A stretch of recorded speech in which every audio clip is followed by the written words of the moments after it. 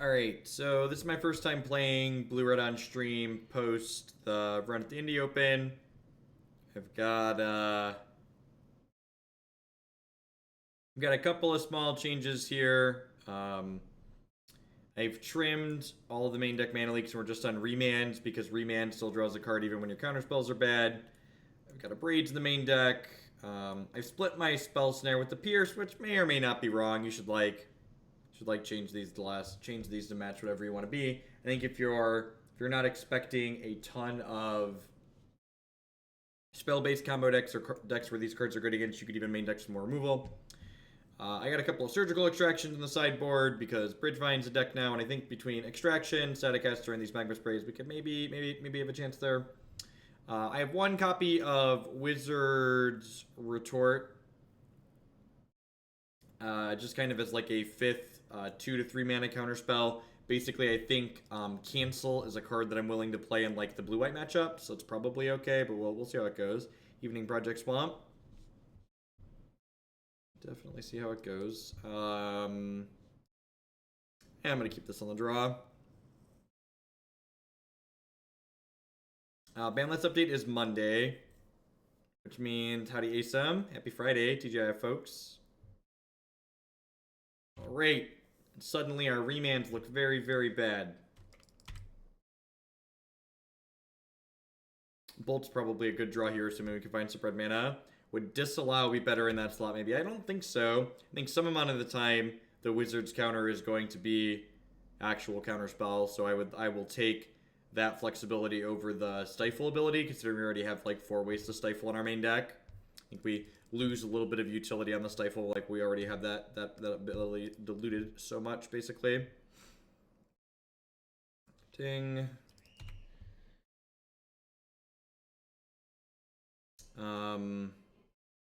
Definitely just playing this out here. I probably just want to Abrade this. I guess I can do it in response to their... Oh, I want to Abrade this, right? They just missed a land drop? Yeah, I'm dumb. We're going to Abrade that. They missed their second land, right? Yeah, they went first. This card is so flexible. Yeah, they were on the play. Gosh, could you imagine if this was a mana leak right now? How dead we would be. I want to wait and see before I kill this because they could have a Noble Hierarch here. So like if they have a Noble Hierarch, like my decision point on like what I want to kill kind of changes. It's a Champion of the Parish. I would love to shatter this. Yeah, I think if they put a Noble Hierarch here, I would just kill this Champion of the Parish and like go into killing all their stuff mode. And like now they're gonna rip the second land and like Values Lieutenant and we could never win. Not quite. Okay, sure. So you're saying there's a chance. This is decent. It lets me Remand plus Lightning Bolt this turn. We could be like super cute if we wanted and like stifle this trigger, but I think we just need to like start taking their things off the table. We'll get something to cycle these remands against at some point. And like Nimble Obstructionist like flashing into play to trade with a threat is also going to be valuable here.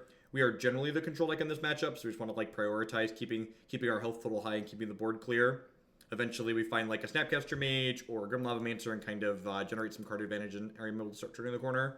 Holy Flab, thank you very much for the brand new tier 1 sub there. I appreciate that. Welcome. Huh. If they do nothing here, I might just Obstructionist.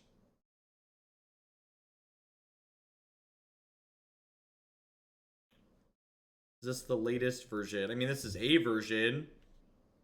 The actual answer is that, like, this archetype has a lot of, like, small slots. Like, there's a core of spells that you should definitely be playing. Like, there's a lot of small slots, like, how many remands, these main deck Abrade, the Spell Pierce, the Spell Snare. Like, those are cards you should change depending on which decks you expect to play against.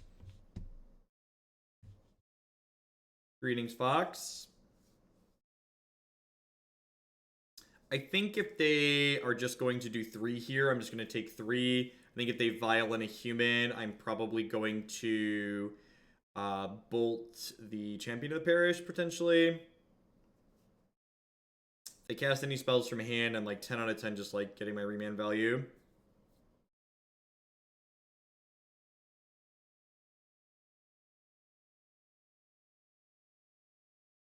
Yeah, this is match 1, game 1 for the evening. The kids' daycare was closed this morning, so I was not on during the day today. So we're just starting up. We're gonna do 2 to 3. We're gonna do at least 3 leagues. And if we have a good viewer count, I think we'll do a 4th as well. We'll see.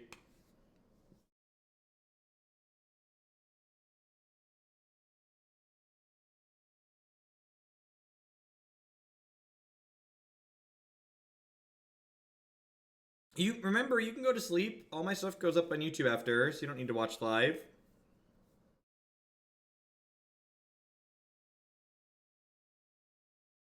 Yep. I also plan to be live Sunday night after the Opens. I'm going to be live tonight and Sunday night, and then I'll be back to my normal daytime schedule starting Monday.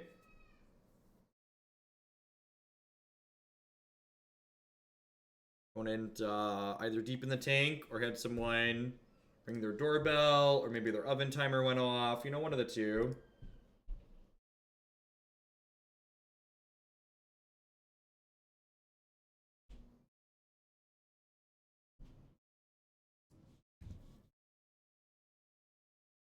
I am definitely much cheaper than going to the bar.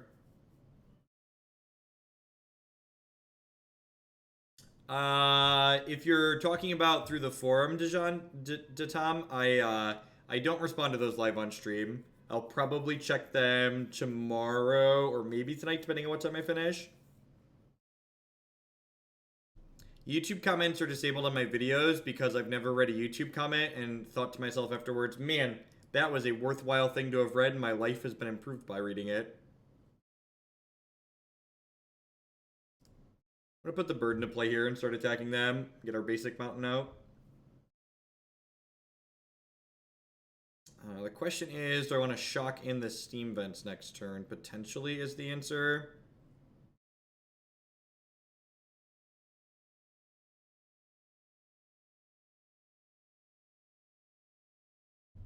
Remember, while we are kind of a more controlling deck in this matchup, we want to be killing them if possible, so... Your health total is a bit of a resource here. Second Stifled Bird is sweet. I'm going to shock this in, and I think if they don't have a 1-drop here, I'm going to Nimble Obstructionist their Aether Vial trigger, keeping them on 1. Does that seem absurd? I kind of like that. There's a deck list on your screen. If you don't see the Stream Decker add-on, you can type !deck in chat to get a link to the deck list. Do I want to stifle this? I kind of want to stifle this. Like, stifle this, kill the champion of the parish.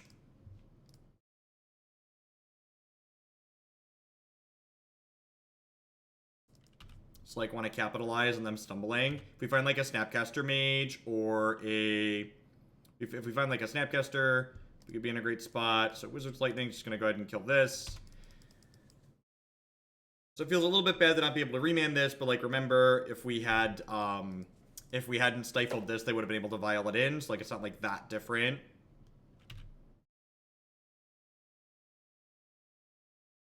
It's a good pickup. So I'm gonna go ahead and bolt this now. Play Lava Boy out, and then hopefully Lava Boy here is gonna let us take over the game. Possibly being a little bit too aggressive with this, especially now that I found the Lavamancer, but their deck usually doesn't have any traditional reach in it. Like, sometimes they have Malcolm Tents, but that card's pretty uncommon these days. It is tempo time, Justin.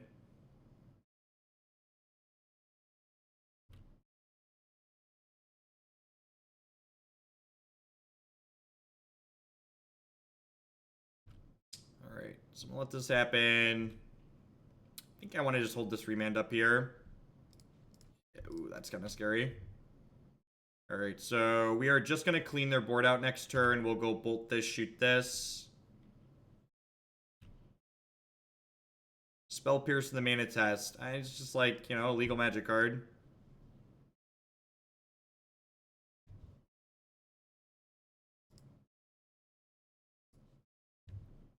I think at this point... I am ahead enough with this Lava Man that maybe I want to wait just in case they have a Mantis Rider. Yeah, I think I'm going to pass and not let a Mantis Rider hit me to 2 potentially. Feel like if we can stabilize and like find a Snapcaster Mage or a couple more pieces of removal, we'll be in a really good spot. It seemed to like not die to the few things that kill me.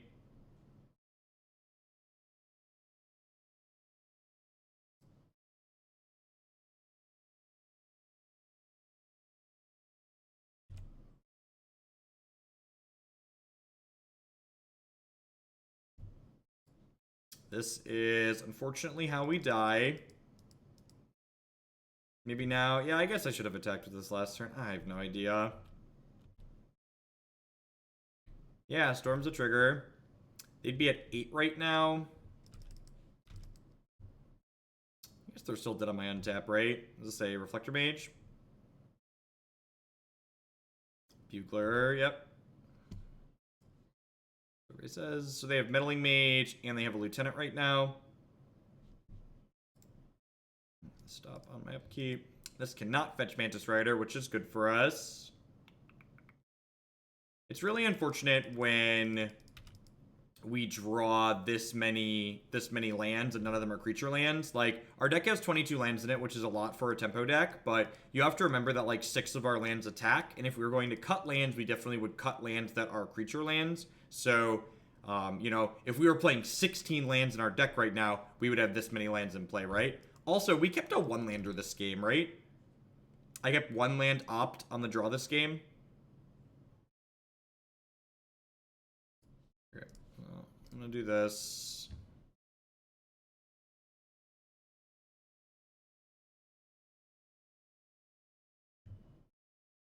So they're gonna Mage and then probably Image Mage, and then we're going to die.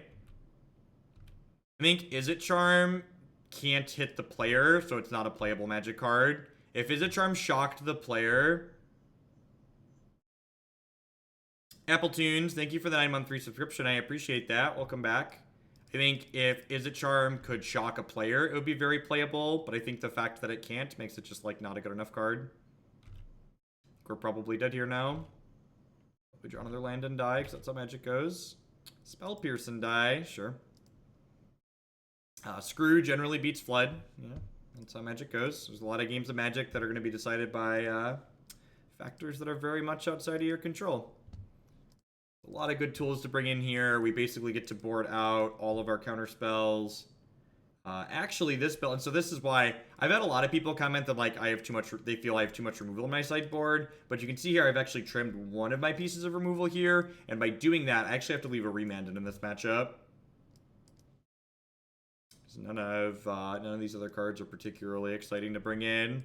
I think Remand is better than Spell Snare. While I do know they have a lot of 2-drops, they have a lot of Vials and Caverns, and I'd much rather just like have this to draw a card with at some point. So that game was pretty close considering we had double Remand and then didn't draw any spells. Didn't draw any other relevant spells.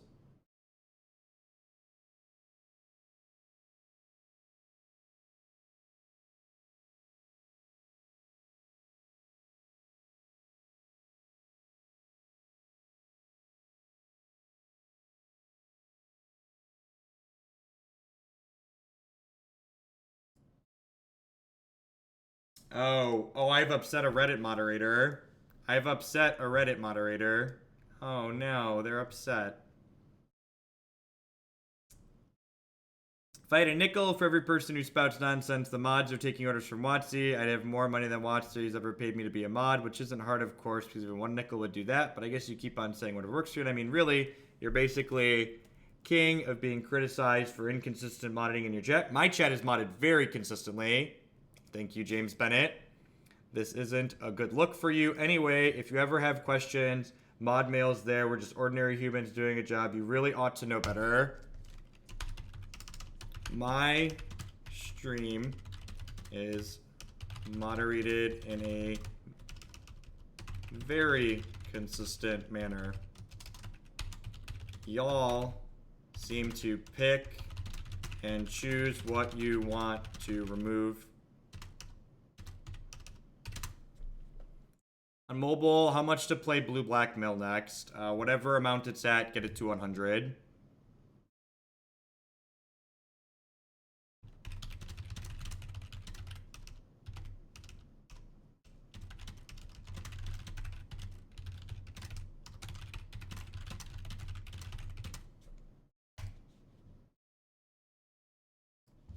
I have rules we actually follow here.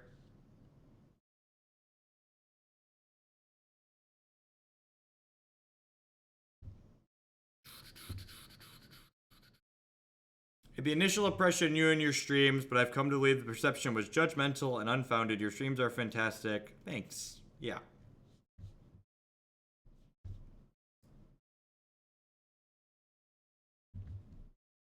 Sounds good. Need some more colored mana, but it's fine other than that.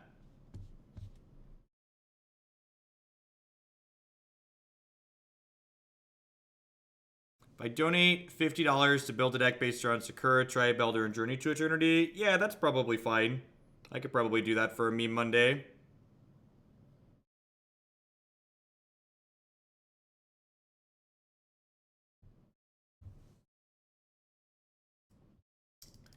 I'm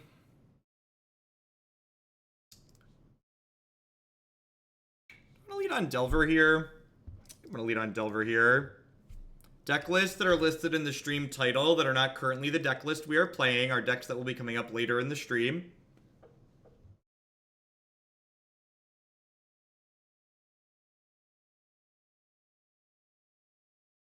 I mean, I didn't think I was rude to that person. Was I rude to that person? People are like flipping out like I'm doing something wrong. Like responding to a tweet in a very, very calm and reasonable manner is like there's nothing wrong with that.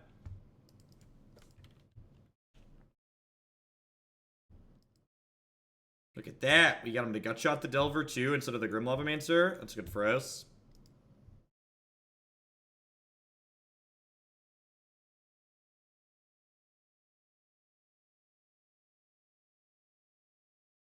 I don't think Blood Moon is good in Modern. I wouldn't play the card right now. Especially not in your burn deck. I think decks that Blood Moon tends to be good against your burn deck should already be pretty reasonable against.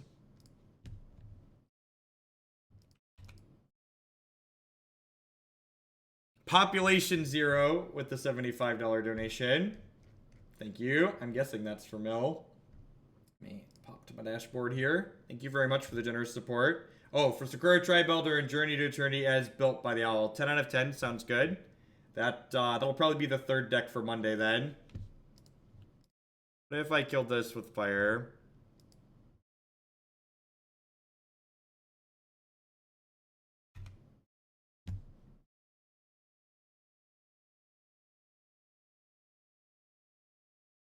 People basically take anything that anybody says that they disagree with as the person that they're speaking to being rude to them. It's just kind of like the mentality that people have today.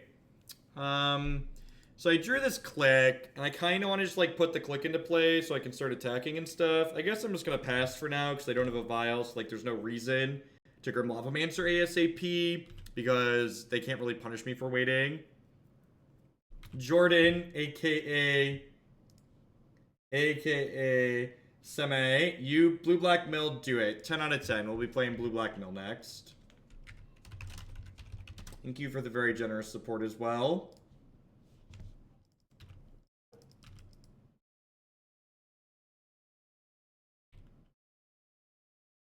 Yeah, a lot of people don't post with the intention of being correct. They post with the intention of of wanting to be right is what the problem is. Like you're not trying to learn something. You're just like trying to like prove that you're right.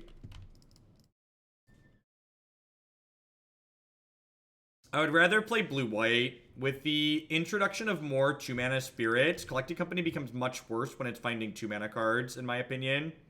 Thalia and Lieutenant. I believe both those cards can just stay there.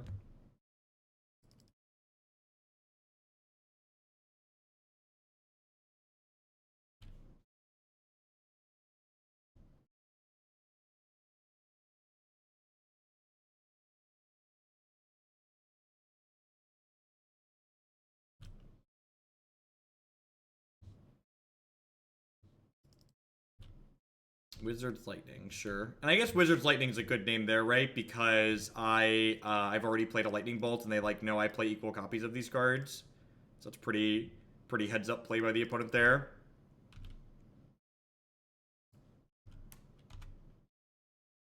Social media is a required part of my job. And let's be honest, I like doing some of it. And mutant block functions are helpful. Like, there's not everybody out there is trying to be a jerk on purpose.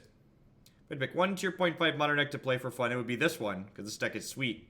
Because playing flash decks that play on your opponent's turn, is a blast. They're a ton of fun. If you've never like played 95% of your cards when it's not your turn, you should try it sometime. Does Twitch chat count as social media? Yeah, I think so. This is Twitch is media on the internet, and it's definitely social. All right, let's tap this so we don't accidentally use the Mutavault to activate itself here.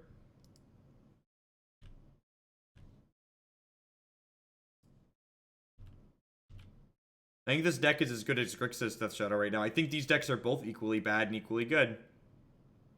I know I enjoy playing this one more than Grixis Death Shadow. I don't really enjoy the play patterns of Grixis Death Shadow, which is why I don't play it.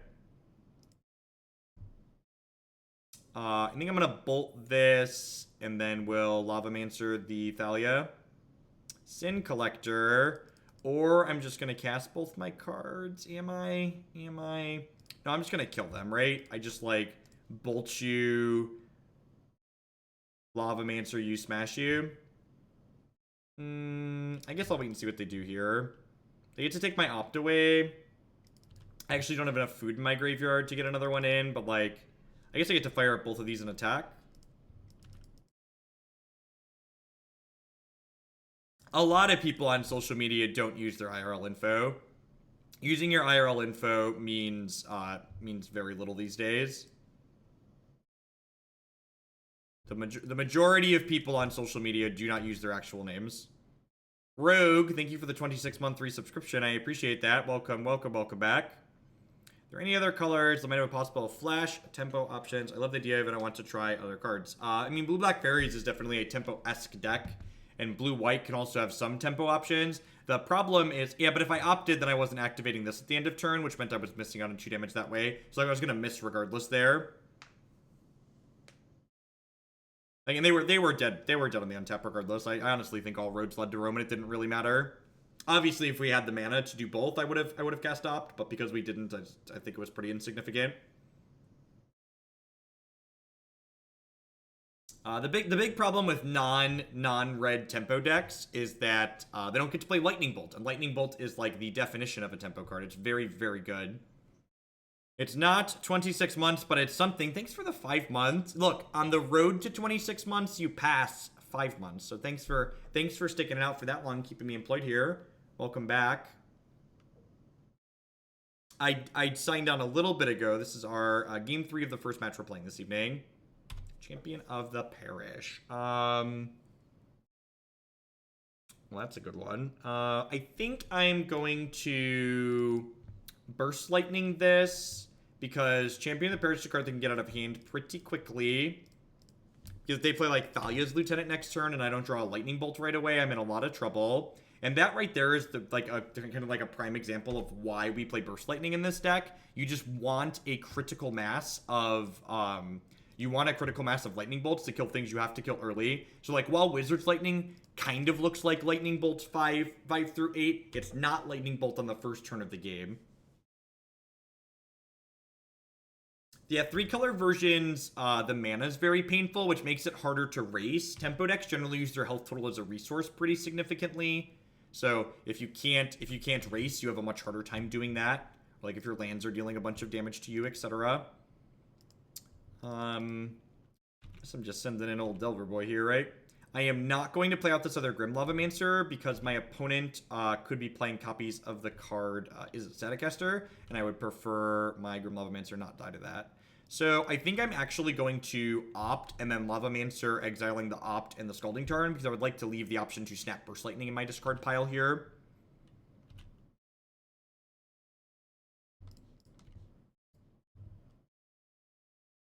I am not looking for a land. So Grim Lavamancer and Snapcaster Mage, sometimes a touch awkward together, but they're both just like very powerful cards. And if you have Grim Lavamancer staying in play, you're kind of like okay with like the anti-synergy that it has with Snapcaster Mage. Alright, I'm just going to go ahead and attack for 4 here. Don't forget that your Grim Lavamancer can get frisky and get into the red zone. I'm going to draw step click my opponent here, because in the event they're holding Izzet Staticaster and they rip a land, we could be in a lot of trouble. What are my opinions on Vapor Snags? Brain, Frozen X, thanks for always uploading the match to YouTube. Thanks for always coming back to resubscribe. Thanks for the 3 months. I appreciate that. Thanks for keeping me here.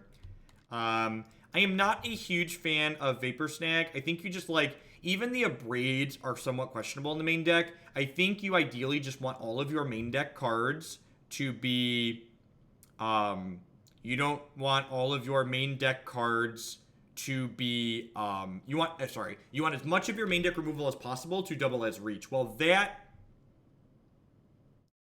is a hand full of legal Magic the Gathering cards. I'm going to say you can keep all of those. Deal. Resolves. Trigger resolves.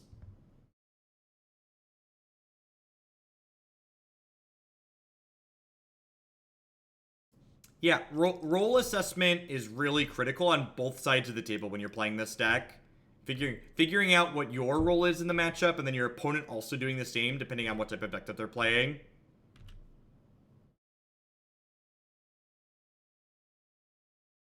Alright, so they're going to cast a 3-mana spell, and I'm going to bolt snap bolt them, and they will die. Welcome to Thunderdome. They're just not casting a spell, sure. Alright, on today's episode of Now You're Dead. Opponent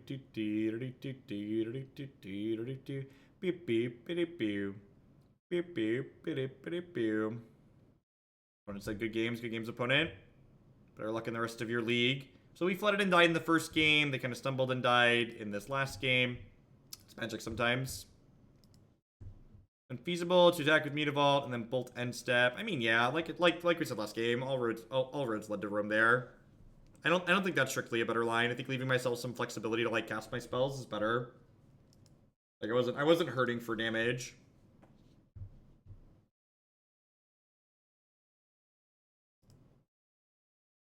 Yeah, if you click your opponent and they're missing land drops and all their cards beat you, you should just take none of them and hope they don't draw a land.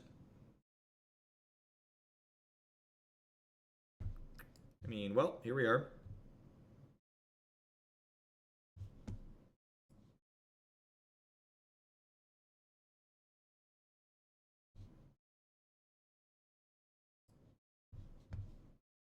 You are not a land. We're on the play here, right?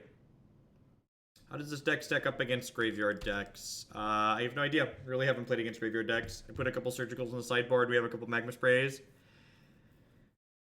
How is the match against Eldrazi Tron? Probably bad. Decks with a bunch of creatures bigger than 3 toughness are probably bad for you.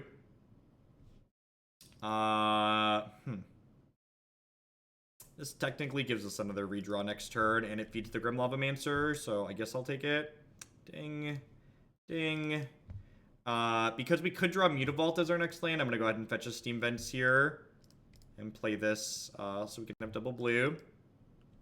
What's your ideal starting hand? I mean, like, functional. You keep anywhere between, like, 1... You even keep, like, 4 landers sometimes if they have creature lands in them and, like, your 3 spells are good.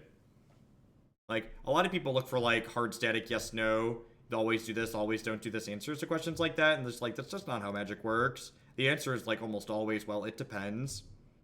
I'm in the market for a Remand here. I feel like I might be in the market for a Remand. I'm gonna keep that. I kind of want to land. Oh, I bought him that. Whatever. I hit, like, land, and be sad here. Eh, it's fine.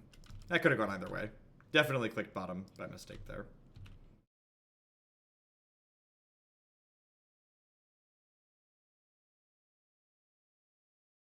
Why did the second Spell Snare become a Spell Pierce? Because I felt like playing Spell Pierce today. Is that a good answer? That might not be a good answer for some people, but that's my answer.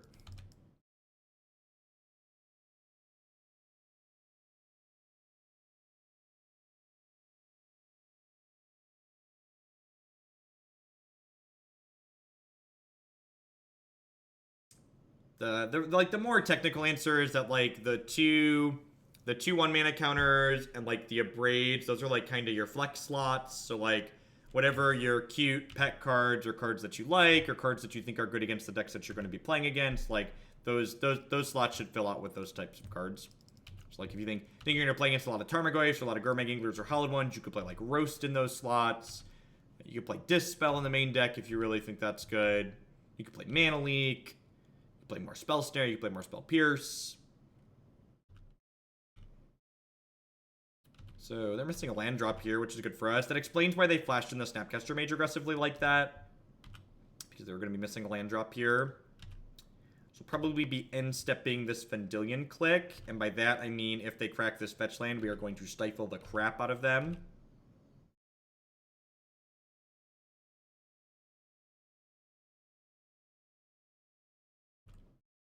Alright, so this is subtle, but because my opponent is missing a land drop here, I'm just going to let them move to hand size. If I try to play a spell, my opponent will then have a chance to play a spell, which means they don't discard to hand size. And by allowing them to discard to hand size when I'm not discarding to hand size, I'm gaining virtual card advantage because they are now down cards while I am not down cards. And while they're getting down cards while I'm even just poking them for one, I think that's valuable for us and it's putting us in a favorable position. So if my opponent continues to miss land drops here, I'm not going to do anything. Since they played the Flooded Strand, I might blink here. No, I'm just gonna keep doing our thing. Just gonna keep doing our thing.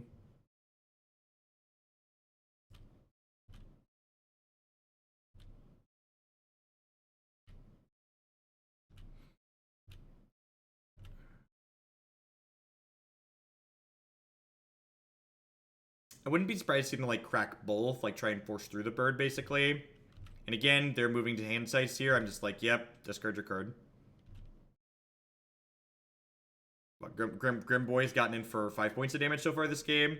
Just like going the distance. He's going for speed. He's all alone in his time of need. He's racing and pacing and plotting a course. Do do do do do do do do do do do do do do do do do do do do. And now we've gotten to 5 mana. I'll pay for my question since it's off topic. In a control meta, if I'm playing aggro, would you recommend maximizing busted draws or having to see? Probably busted draws are better, I would imagine. This is looking much worse than Spell Snare at the moment. Much worse. Yeah, I just need a moment. I just need a moment to appreciate what's going on. Deal, you got me. My Grim Boy is gonna eat your Grim Lavamancer. You don't have to discard to hand size. I came out ahead on this whole exchange. Life swell. Kill it with fire. Ditch this. Ditch this. Do I want to Vendi their Clique? I don't think so. I can Snapcaster Wizard Lightning plus Spell Pierce. I can Snapcaster Remand plus Spell Pierce. So I think there's value in waiting a turn here.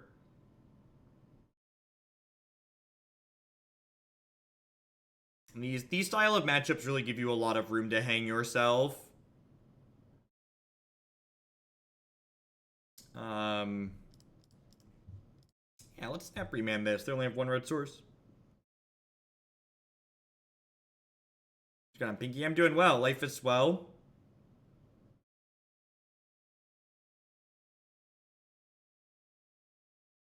Hanging out, having a good time, playing some Magic the Gathering.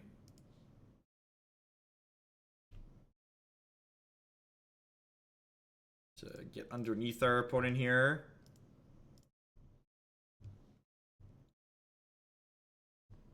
What if instead we didn't do that? So we know they still have Lightning Bolt in their hand. They're conceding because they are dead. Staticaster's probably pretty good here. Negate and Dispel are probably pretty good here. What am I not interested in? Abrade probably isn't very good. Grim Lavamancer is probably, like, fine, right? Like, reach that they have to kill. wonder if this is a Burst Lightning out matchup. They probably don't have a ton of creatures, and like 8 pieces of point removal plus these is probably plenty. So consideration to piercing the bolt and not remand there. No, I don't think so, because then their remand resolves and they get to draw a card while they're stumbling. Throw these at green-black elves. Always, Justin. Thank you for the support. I appreciate it. Thanks for dropping by this evening.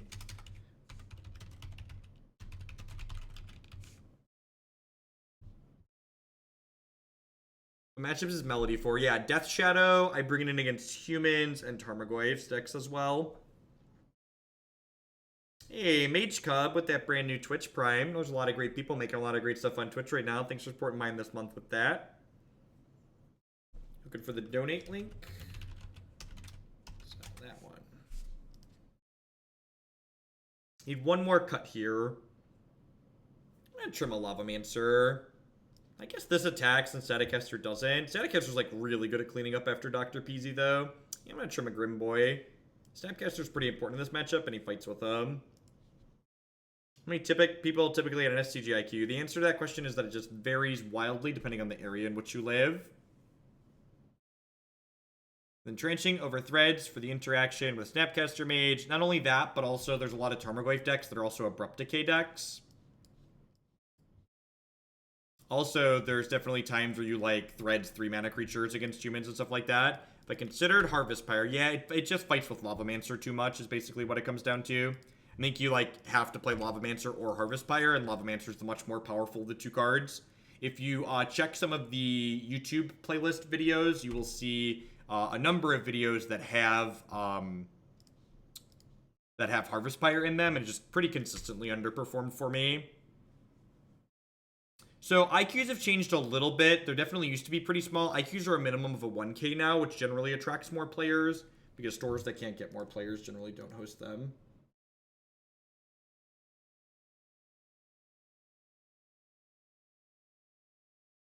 Yeah, that's fine. I got an opt here. Gets a thing in my bin for Snapcaster Mage, which is nice. Are they missing a land drop again? That's good for us.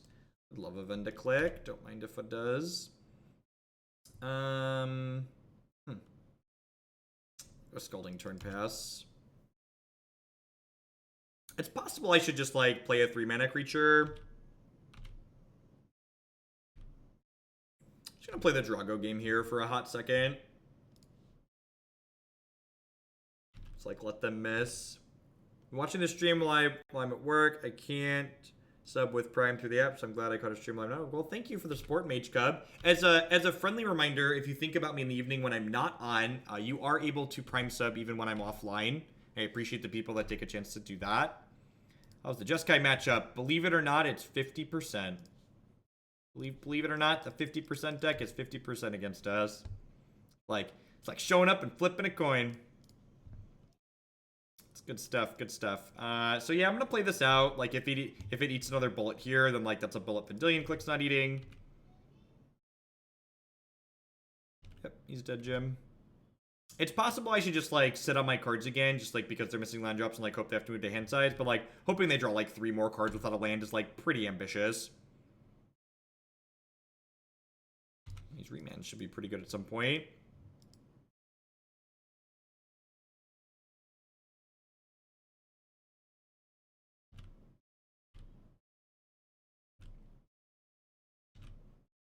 So, because I missed a land drop here, I'm actually going to end step play a Snapcaster Mage now, because I don't want to have to discard should we come back to my turn and I miss a 5th land again. Catching a live one for the resub.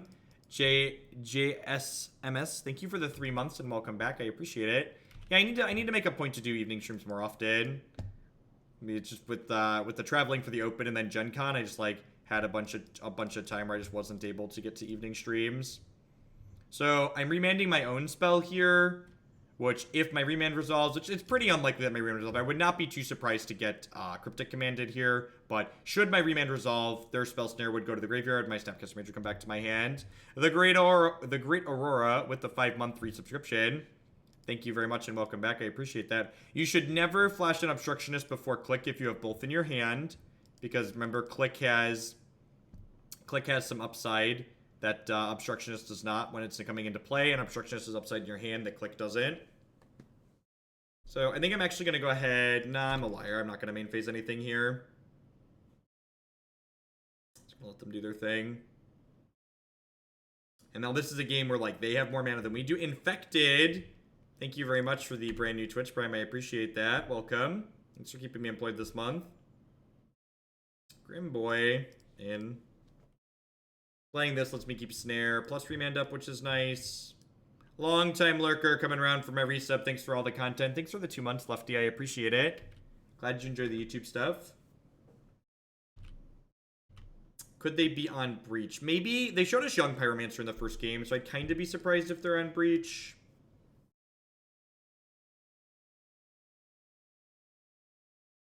Spell Snare definitely looking better than what's it called in this match. Spell Snare looking better than Spell Pierce. See if they have a Remand of their own here. Negate. I'm gonna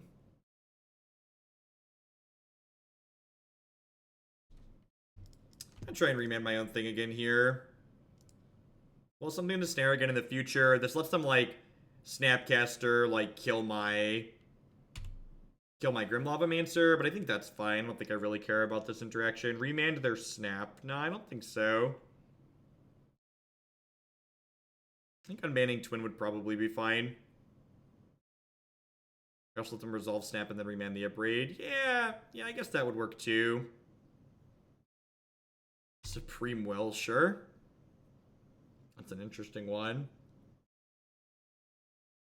Yeah, I definitely could see remanding the spell they just go to flashback being better.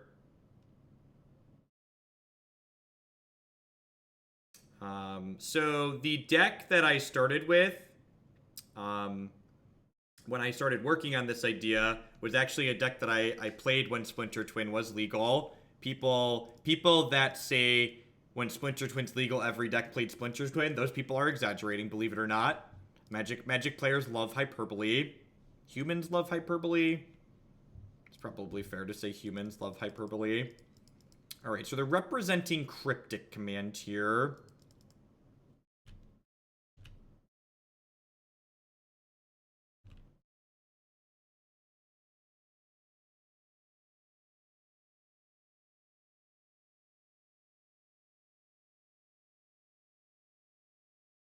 Keranos. That's a big one.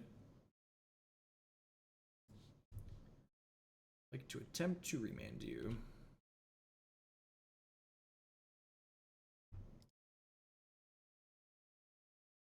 Okey-doke.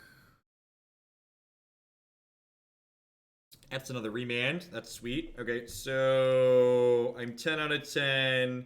Just Wizard Lightning this, and then attacking for 2 here. We just want to try and get under this Keranos now at this point.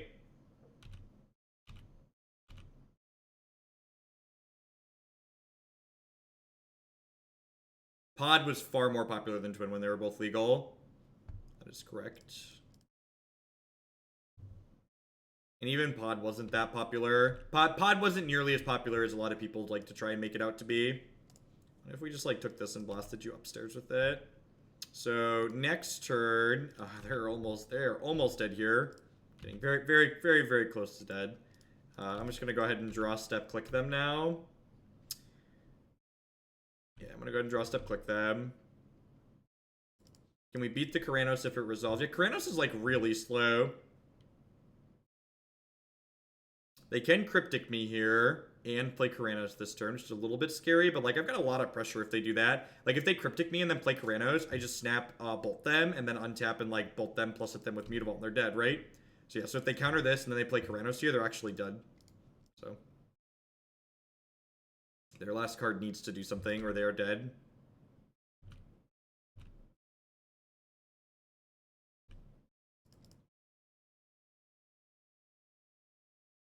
If they don't have a thing, the game is over.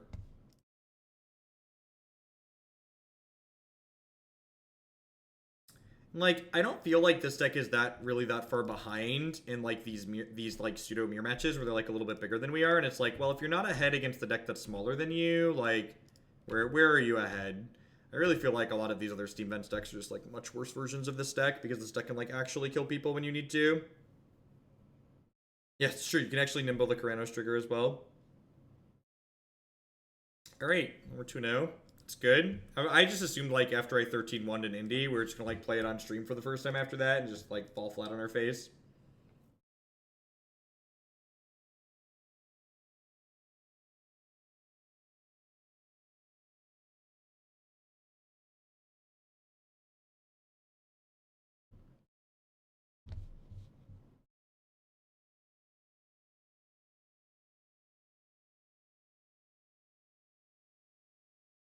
This deck is a lot of fun. This deck, if you want to see more matches with the deck, if you haven't seen us play it before, there's a playlist of it on my website. It's under Blue-Red Tempo and the High Potential decks.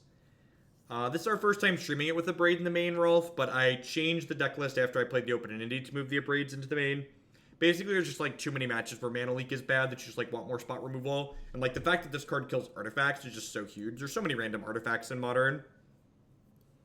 If you've never played a tempo deck like this before, you should definitely pick this deck up and give it a try if you can get the cards for it. It's just like the type of Magic it plays is just like, it's so uniquely different than a lot of other decks, and I personally love the playstyle that it generates. Sand is very good. A YouTube video instructed me to inquire about complementing a mod. You mean a complimentary timeout? Would you like a 10-minute break? It's the sweetest, most fun deck you've ever played with. Probably this one. This archetype is great. There's a reason why, like, I've revisited this archetype over the years a number of times.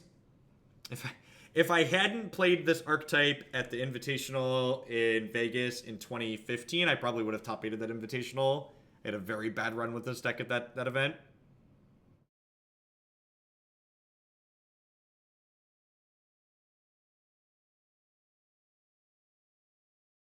Yeah, one of the reasons why I really love this archetype is what someone said. If you want to learn to play Magic, go back through your matches and learn. I really feel like a lot of the matches that you play with this deck, and like obviously it's not going to be every one of them. Like there's going to be some games where you like just die. But I feel like there are a pretty significant number of my matches where like I can look back afterwards and be like, oh, this is where I made the mistake this game and I can improve on that. This game, we're probably just dead if they can flip this Vengevine out next turn. Especially since we didn't flip this Delver. If we would have flipped this Delver, we could have maybe raced this Vengevine with a good hand, but I think we're going to be in a lot of trouble here. I would like to remand this, because there's a good chance they don't have a second land.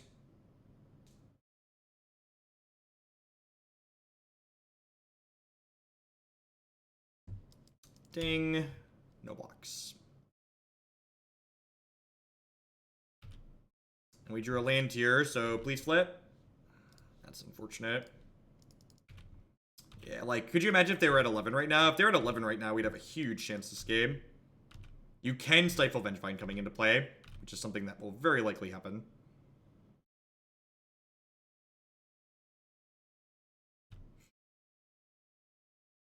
If you want to budget this deck a little bit, if price is a problem, you can budget the Scalding Tarns. You cannot realistically budget the Snapcaster Mage. Snapcaster Mage has a very unique effect that's gonna give you a lot of power. Yeah, the fetch land is not happening here. Get that right on out of here.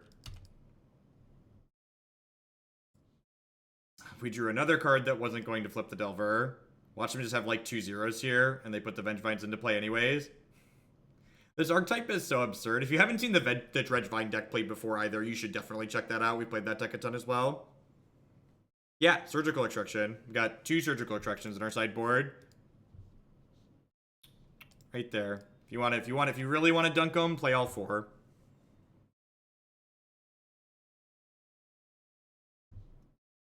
So Staticaster comes in, Spray comes in, Surgical Extraction comes in. Remand is very bad. Spell Snare is very bad. Abrade is pretty medium. Is this Abrade worse than something else? I'll leave a Remanded on the play, I think. Alright, let's do it.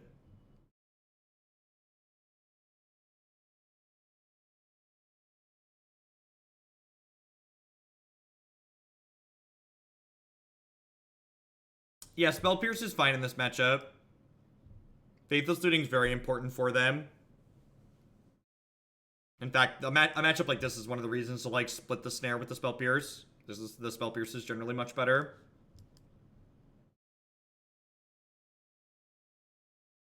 I mean, this is definitely a deck where having a bunch of surgical extractions would be very good for you.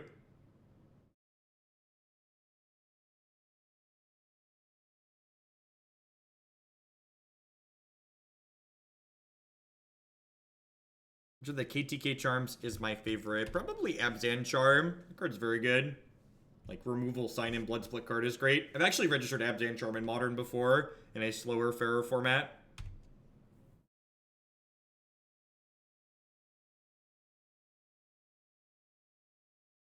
I think the spell count is fine.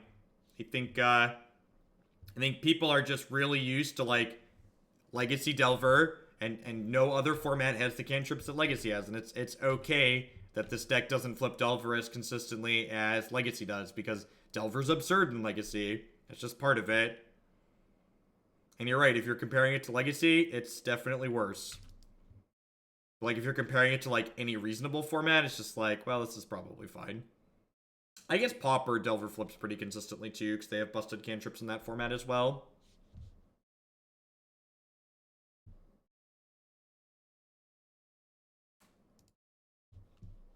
This is the match where their hand doesn't do anything.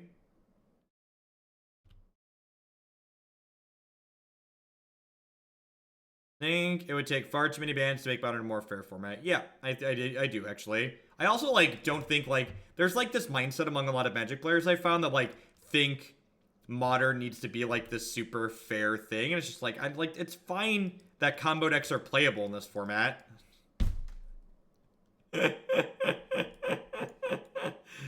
Oh, Magic sometimes.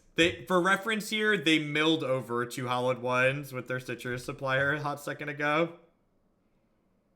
Just for reference. I think I want to just get a red source here to preserve my health total.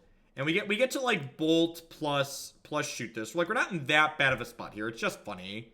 So I'm gonna take a hit from this next turn, and, like, Abrade or any red removal, let Staticaster team up and kill this. Abrade kills it on its own, obviously. Wizard Lightning lets this team up and kill this. So yeah, we're actually, like, in a pretty reasonable spot here. How do we feel about attacking here? That's probably bad. Yeah, that's probably bad. I'm just gonna go ahead and pass.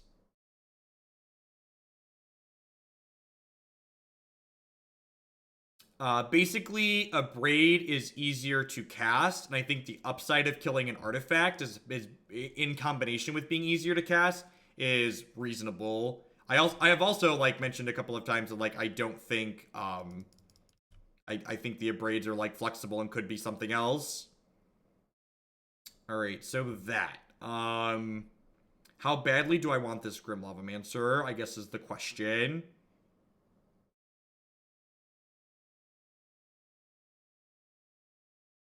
You can read my articles about the changes after Indy here. I wrote about the deck list after Indy. I think I just let this happen. Yeah, I think I'm just gonna let this happen. I think that card just, like, doesn't matter at this point. That card's, like, not even that good in this matchup. It's just, like, better than these cards we have in our sideboard at the moment. I'm gonna flash in Staticaster and block their guy here.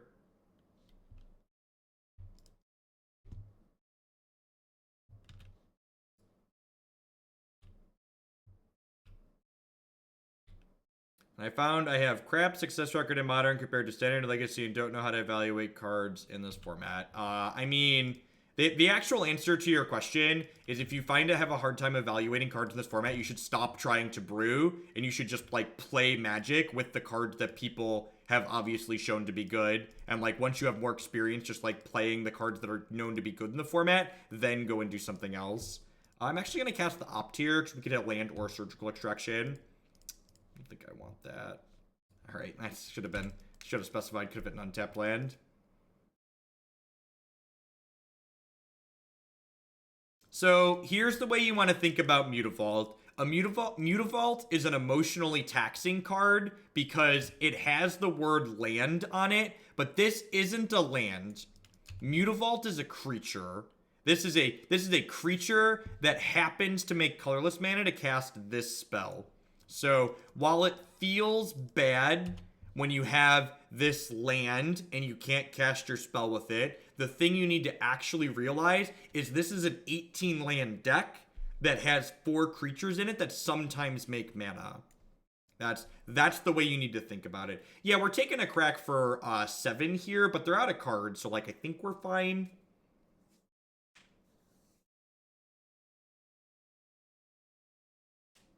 Sure, mulligan more. I don't know, like, I mean, I feel like sometimes, and this is one of the reasons why I actually like not brewing decks anymore. Like, this happens constantly. Like, when I played more competitively, all we would do is work on new deck ideas on the stream. People, like, basically think, like, they should be free from variants if a deck is built well. And that's just how Magic the Gathering works. Like, there's going to be games where you can't cast your spells regardless of what your lands are. That's how the game works.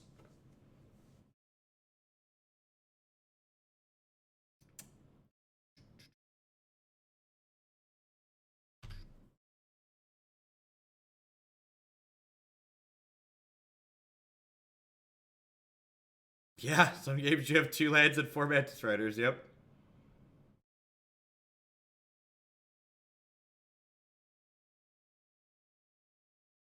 Yeah, just like, it's a threat that doesn't die to, you know, Supreme Verdict. Alright, so I'm going to go ahead and block Bushwhacker and then Staticaster plus Burst Lightning this, and then play the Nimble Obstructionist. And then next turn we get to, like, fire up both Mutavaults and, like, crack them for 7, which seems pretty good. Or why aren't they attacking? They just, like, don't want to trade for my Mutavaults, I guess. Yeah, dodging Ghoststone is sweet, for sure. So I'm definitely doing this. I think I'm leaving this other one back now, since I drew the Snapcaster Mage. Yeah, I think so. You can read my latest article on CoolStuffInc.com that's talking about my opinions on the ban list. Fun fact, the original reason I started making Magic content was because I kept repeating things to people, and it's so much easier just to be able to, like, link people in articles to be like, I actually just wrote about that. Have a link. And then there was a website that was like, hey, we like the things you're writing. Can we pay you to do it? And it's like, yes, that sounds wonderful. I'm going to cut this Remand on the draw and bring this Abrade in. A Spell Pierce is probably worse than Abrade too. Just killing their deck is like, if you can kill it, if they only have 1 Vengevine and you can kill it, it's actually pretty good against them.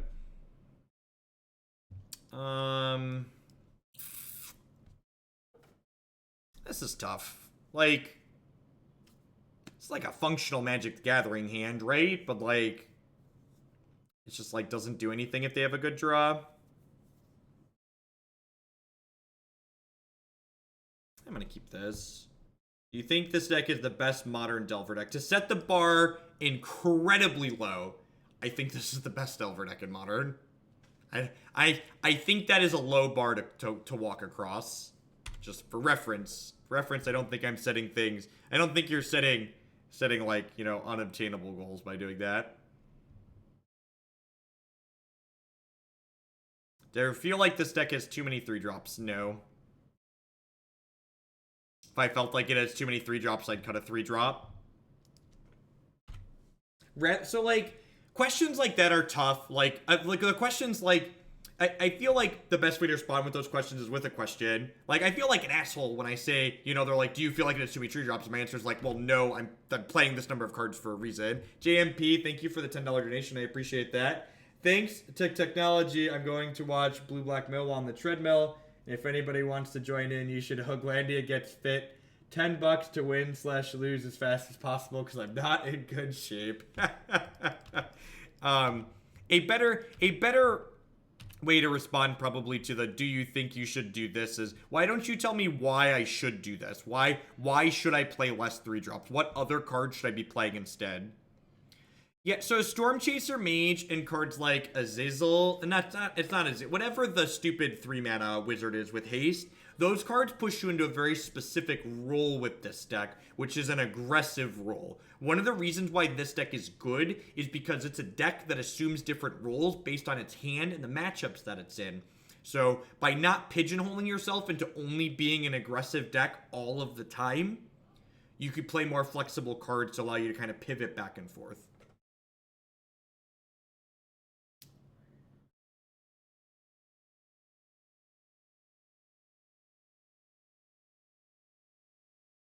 I don't even think you need good wizards. I think the card... We're not... So here's the thing about this deck. We are not playing any of the cards in this deck because they are wizards. We are playing Wizards Lightning because all of the cards that we want to play anyways happen to be wizards. I should have played the Flooded Strand here, because if I would have played the Flooded Strand, it would allow me to scry with my Delver trigger during my upkeep. So if I saw a card on top of my deck I didn't want to draw, I could then fetch afterwards. So that was a mistake to play the Spirebluff Canal there. I have not played any standards, so I don't have any educated or informed opinions on cards in standards. Like, if there's a land or something I don't want to draw on top of my deck here, I feel bad now because I'm going to have to draw it instead of being able to shuffle it away. Is Tron difficult to beat? I don't think Tron is unlosable, but I think this deck is favored against Tron, generally speaking, based on my experience playing the deck. You considered splashing black in this deck. Why would I want to splash black in this deck? Sell me. What does adding black cards to my deck solve for me that's currently an issue that this deck has?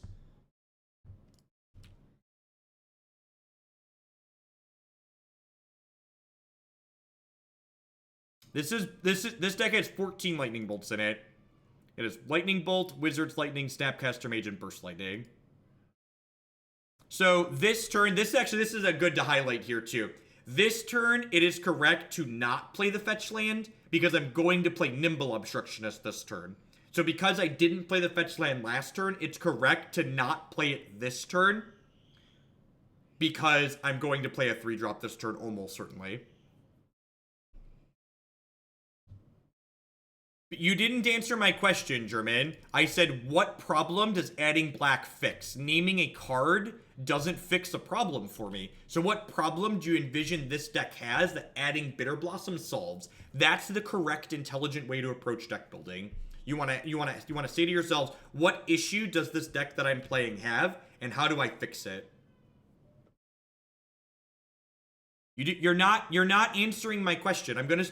This is a fair warning. I'm going to start timing folks out if you don't follow the rules, which is, I'm not asking you to name cards. I'm asking you to name specific problems you envision this deck having, and then tell me how you're solving them by making the change you're suggesting.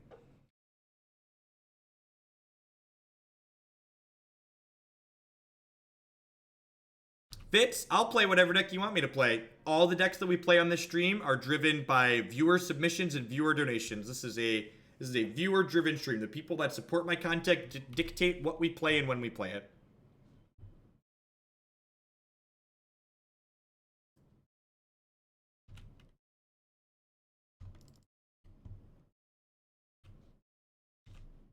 Survey says...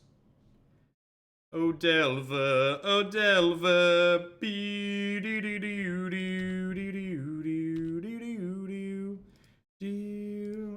I'm gonna offer this here, I think, because if they block here, this gets rid of their bridge from below.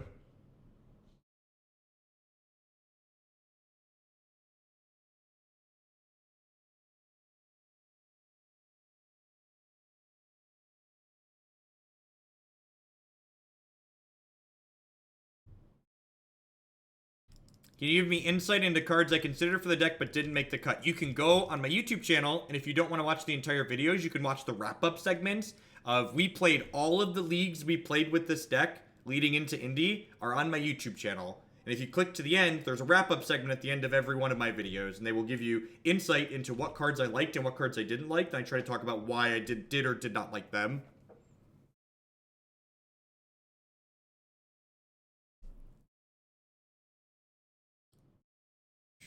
This is fine. So at this point, we're just going to race with Lightning Bolts and Snapcaster Mages. I felt flooded in this deck very often with my creature lands. Do you think it's defensible to put a Copper Serum Visions or two? No, I don't think so. I think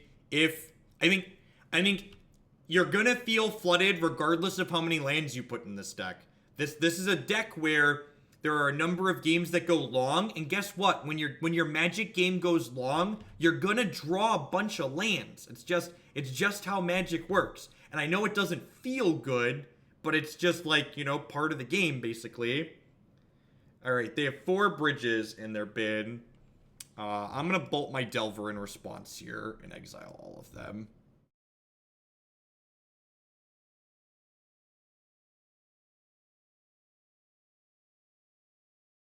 So Bridge from Below exiles itself when one of your opponent's creatures dies.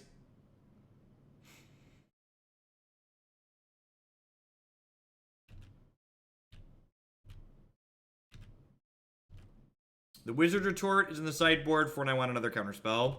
I don't actually know if it's good the first time registering it.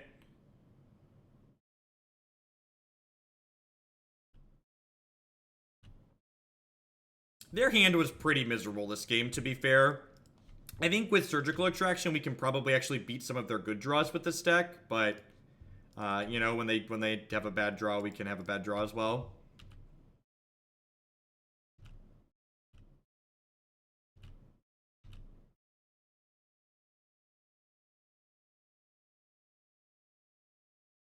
Yeah, this should be a lock at this point.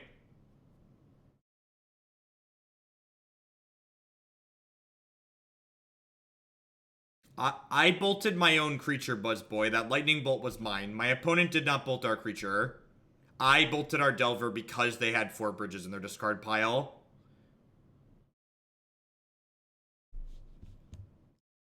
I traded 2 of our cards for their 4 bridges. I mean, I hope they're dead.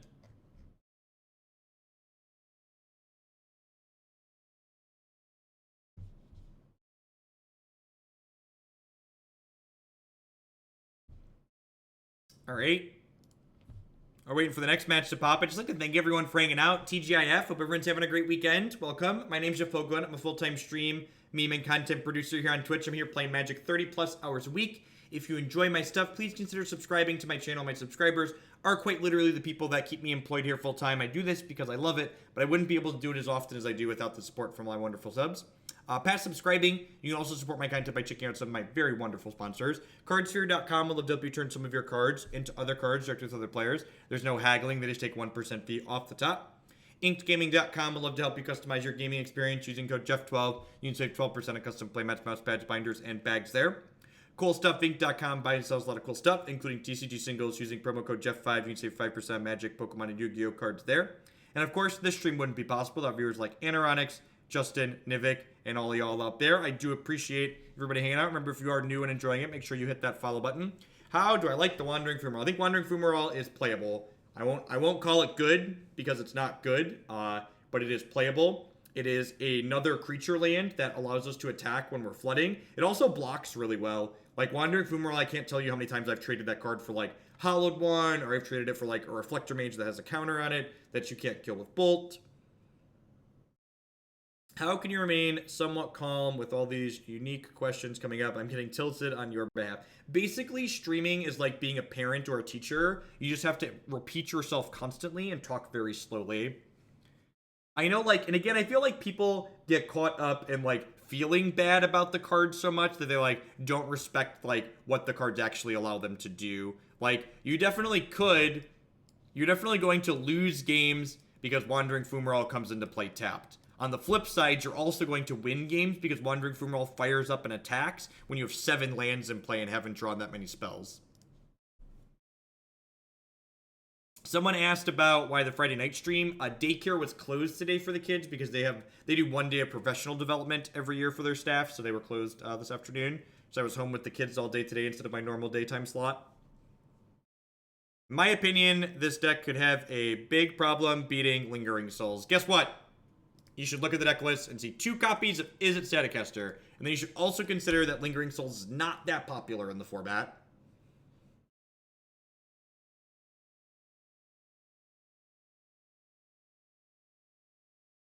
Really want to use my cute tokens. I have no decks to play cute tokens at the moment. What a tilt. I've been running Thought Scour over Opt. 2 Hollow Fountains, and our Minor deck and up to 3 Grimsbane and Thought Scour. Thought Scour is really interesting. It's actually a really neat consideration. I hadn't thought of that before. Thought Scour for more Lava Men is that actually sounds kind of neat. Grim Lavamancer is definitely one of the better cards in this deck, but you really can't afford to play more of them without food. So honestly, Justin, part of me wonders if I would just like cut the Spell Snare and the Spell Pierce and like just go up cantrips. Like play like 3 Opt 3 Thought Scour maybe. Yeah, I do think that sounds sweet. I definitely would play, like, Grim Lavamancer is arguably one of the best cards in this deck, and I would play more of them if we could feasibly play more of them.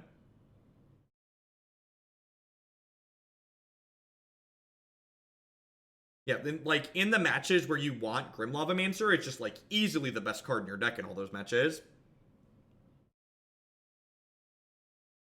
I think Faithless Looting is really just not playable if your deck's not leveraging the graveyard as a resource. You have to remember that Faithless Looting is card disadvantage. People just get so used to seeing Faithless Looting in decks with, like, Lingering Souls and decks that want to put cards into the graveyard anyways that they start to feel like it's free, and it's really just not free.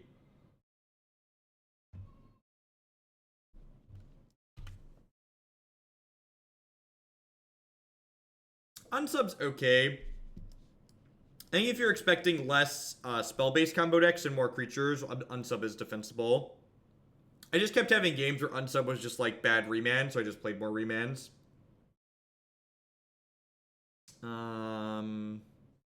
Yep. They don't have a fetch land here, so they either have Stub or Double Street Wraith. Double Street Wraith is going to feel really bad. Hopefully this is just a soft stub and then I get to Snap Bolt and kill this. Venser's just too much mana, I think.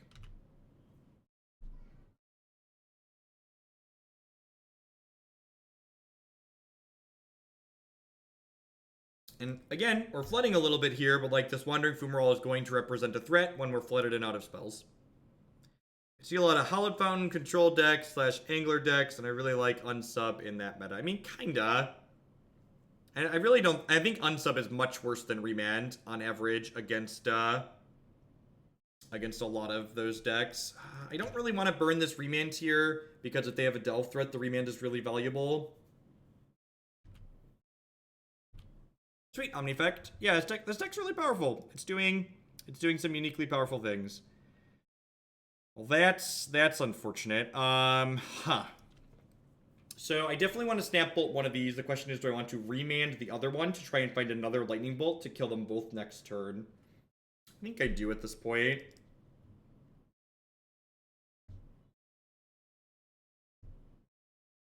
Fetch this tap before I do. Okay.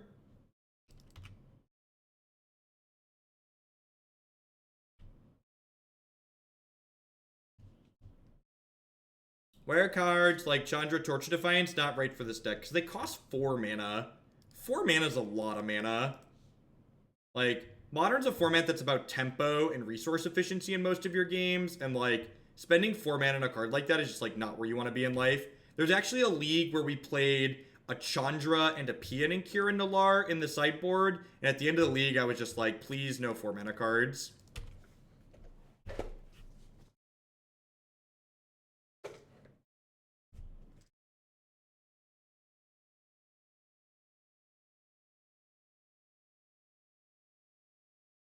Alright, don't Fork Bolt me, baby.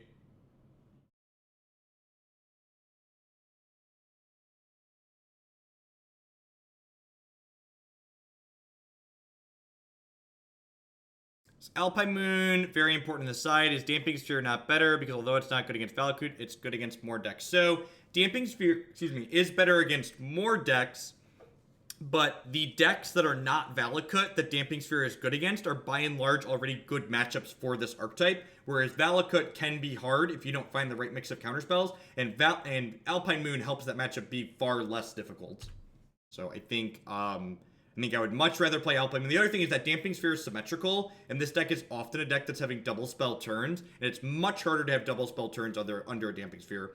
Again, just like, please, people that are asking questions here today, I've spent a lot of time making a lot of content on this deck, and you can go back and like check the YouTube channel and watch through that. I put archives up of all my stuff. You'll find matches with Chandra, you'll find matches with Pia, you'll find matches with Damping Sphere. Just like, we've played a bunch of these cards. So like, the people that are asking these questions, please like do a little bit of homework and put some effort in, please.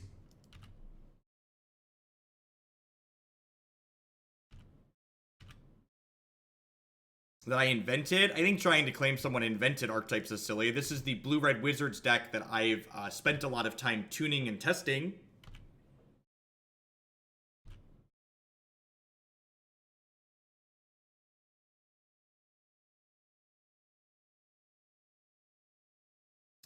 So here's the thing about cards like Azcanta in the sideboard. This deck doesn't want to beat control decks by grinding against them. This deck wants to beat control decks by going under them. So we don't really care if we don't want to try and grind. When you try and grind against a deck like blue-white control with a deck like what we're playing, you're gonna lose most of the time. You want to beat those decks by going under them.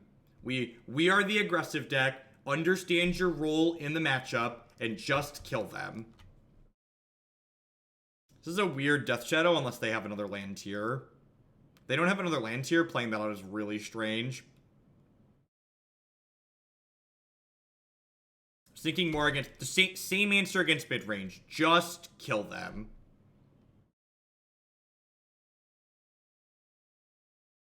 Yeah, they let me cycle for free. Alright, so do I want to trade my Mutavault for 4 points of damage? I think I do. Or a Snapcaster for 4 points of damage. Yeah, this is pretty good, right? We just like go wide and kill them.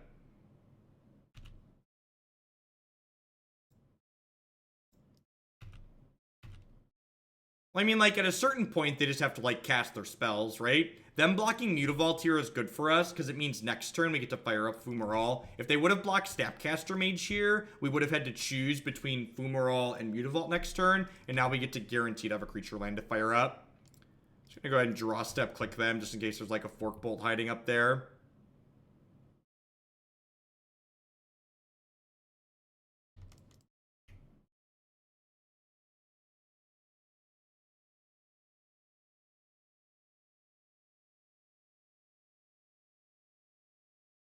For the record, I think this matchup is pretty bad for us. It's nothing's unwinnable with this deck, which is one of the reasons why it's a fun deck to play, but I definitely think we're behind on average in a matchup like this. They just have a ton of really large threats that we have a hard time killing. They definitely want Dispel and Entrancing Melody. Does Spell Snare do enough in this matchup? Abrade also feels like it might be a little bit medium.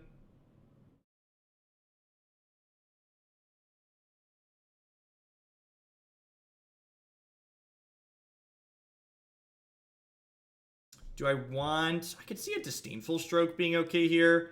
Honestly, maybe these Burst Lightnings are just better than this Abrade just because they can kill my opponent. I'd believe that. I'd believe that. So, like, this card's not particularly great in this matchup, but Spell Snare's, like, not particularly great here either. A lot of the Death Shadow decks that are going around right now have, like, trimmed down on Snapcaster Mages. But I guess a lot of them... they don't even play Terminate anymore, really, either, right? They're on, like, Dismember and Fatal Push for the most part, just, like, a bunch of ones. And, like, we really care about, Gurmag Angler, so I think I'm going to do this. I think I like that. I don't think any of these other cards are good. I don't think I care enough about their spells to bring Negate in. And Big Fish is really annoying, so I think I'm going to leave Stroke in. Remand's, like, not amazing here. It's, like, fine against their Delve threats, but, like, kind of mediocre otherwise. But again, like, even when this card's mediocre, it at least, like, draws a card. Consideration for Retort.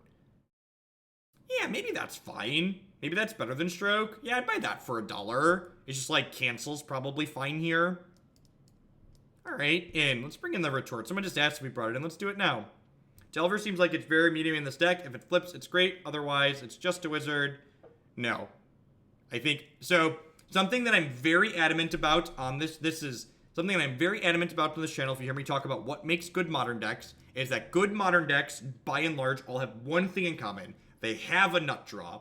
So while your Delver isn't always a nut draw, there are games where you play your Delver on 1, you flip it on 2, you remand their spell, you attack them, you go bolt you, snap, bolt you, attack you, you're dead. And I think that's very important for your deck to be good in Modern. I think all of the decks that are consistently the best decks in Modern have some type of draw like that just kills your opponent basically regardless of what deck they're playing. Magic's a game where there's a lot of games where you just lose to variants that you can't help. And I think having games on the flip side to make up for that's a big deal. Sand's kind of mediocre. It needs another land for sure.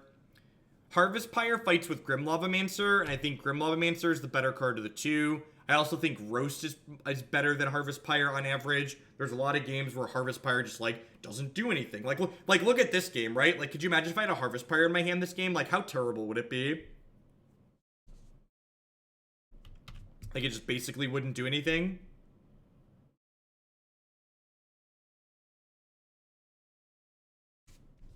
I don't actually know what Mistcaller does offhand. Is that the stupid... Yeah, that card's real. That card, you want a card that attacks. You want an evasive threat. Also, and this is a part that I think a lot of people miss a lot of the time. Did you know Delver can block?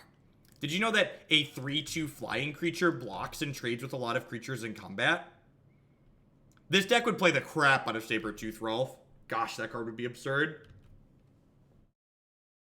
For Magic players at home, Sabertooth is a game in another card game called Hex TCG. It's a very flexible card. It's not a Magic card. This thing did Hex cards once upon a time.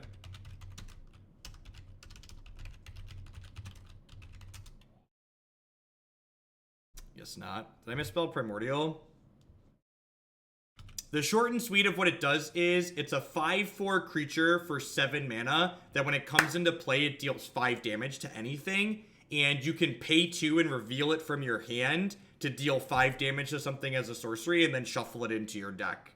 So it's like super flexible. It's like Roast on 2 and a threat on 7. Yeah, just like powerful modal cards like that are just absurd in interactive decks. Because it's just like, oh, well, this is like Doomblade on turn 2, and it's a threat when I flood it out on turn 12.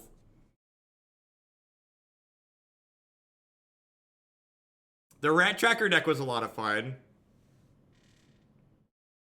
Oh, and the fight, it has haste. It has haste too. It's a 7 mana 5/4 with haste that kills something when it comes into play. It's kind of like Shriekmaw. It's better in controlling decks than Shriekmaw because, one, it's a bigger threat, and after you use it as a Doomblade, it goes back into your deck. Yeah, basically. And again, like, and that's why people ask, like, why is this card good enough for Modern? The flexibility is what makes this card good enough for Modern. This card is good because it does a lot of different things.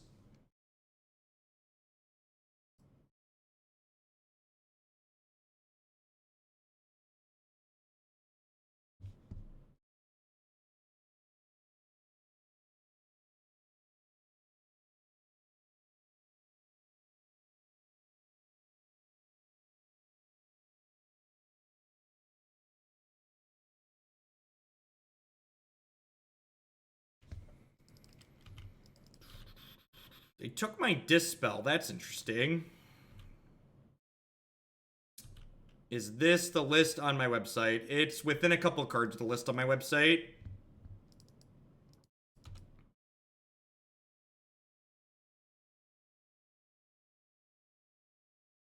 I will probably update the list on the site to match this one after this league. I don't know about the Spell Pierce. The Spell Pierce I have in my main is like... Well, it's been okay tonight. The Spell Pierce has been kind of fine. Probably fine.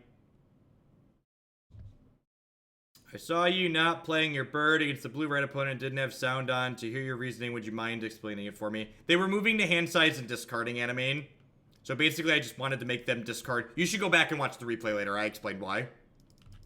Please and thank you.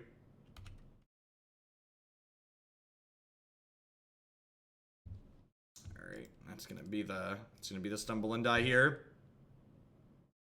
Whenever people tell me they want to cut lands from this deck because they think there's too many lands in this deck, they really don't understand that, like, with an archetype like this, you lose far more games to stumbling and dying than you will to flooding and dying, especially with having a bunch of creature lands in your deck. Like, that first game that we won, right? Like, what, we had 6 lands that game? You really want to be able to cast your spells. Is a discard spell like Thoughtseize considered? It is not. Thoughtseize is not a tempo card. Cards that generate tempo, generally speaking, what tempo refers to in a TCG, it means you're spending fewer resources to answer your opponent's more expensive card. So a card like Remand generates tempo because you put 2 mana in and you send like a, I don't know, 2, 3, or 4 mana card back to your opponent's hand. So whenever you're remanding a card that costs more than 2, you are generating tempo because you've spent fewer resources than your opponent. Thoughtseize is not card disadvantage because you're trading one of your cards for one of their cards. It is not, however, something that generates tempo. Hymn to Tourach would not be tempo. Again, the definition of tempo as it pertains to a TCG specifically applies to mana in to mana out effectively. Hymn to Tourach is card advantage, and it's a good card, but it is not, however, a tempo card.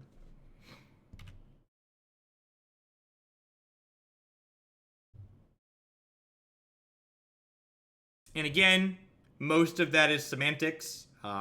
You know, like, it's just like bickering over the definition of a word, basically, if you wanted to disagree with me. And I'm not going to, like, bicker with you about it because I don't really care. But from my understanding, how tempo is defined in relation to card games, it refers to resources in to resources out. It's a comparison factor. Well...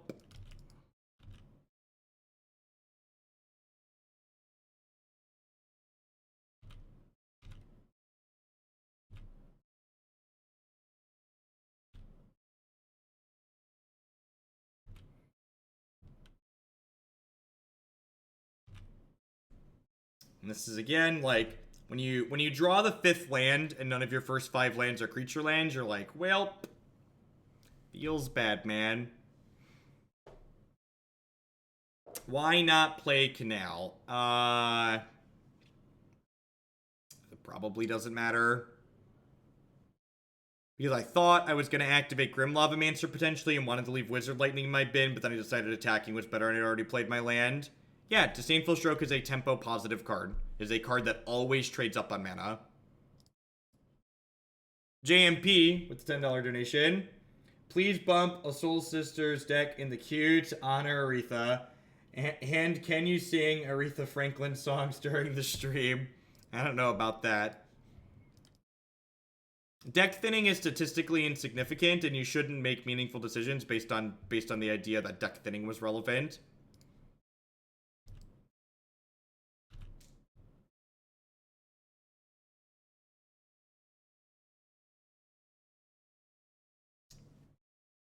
I'm not going to attack this time. I'm going to leave myself the option to blast them for 2, because if they have a Death Shadow here, knocking them lower than 13 means they're going to get to play it out.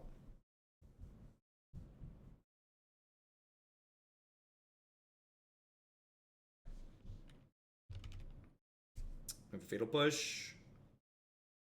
Against command, maybe? Staticaster. Vomit.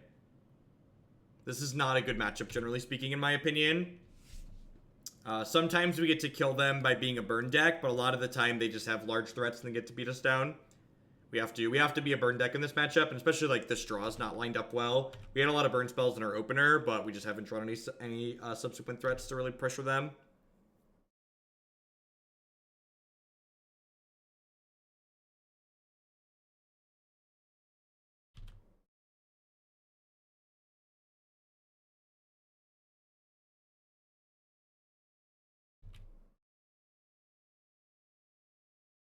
Nice, Trevor. Yeah, honey is great. It works well. Like I said, Christy had honey installed in her browser before they ever approached me to advertise for them. This is a good example of why we're dead here. So, Entrancing Melody is probably our best draw.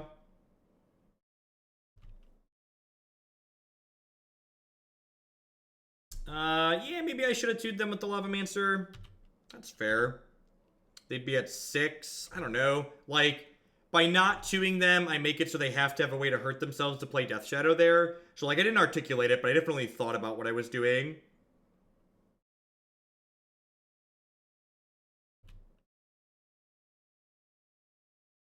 Yeah. Hey, definitely, that was a thought that occurred to me. Like, I'd be going to... I'd be dead to Temur Battle Rage here if I would have Grim Lavamancered them. Depending on what their leftovers are here, we might be able to steal this. If they have another creature, we're going to be in a lot of trouble. Alright, so I'm going to snap Bolt here. and then hopefully they burn their only Stubborn Denial right now, fighting over the Lightning Bolt, and then we get to Dispel, then untap and attack plus kill them.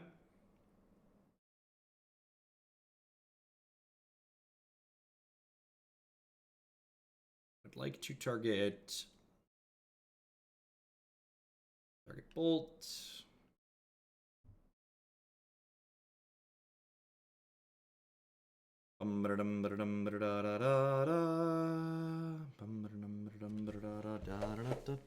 So do I want to fight over this is the question, or do I want to hope to rip a Lightning Bolt or Wizard's Lightning to kill them next turn?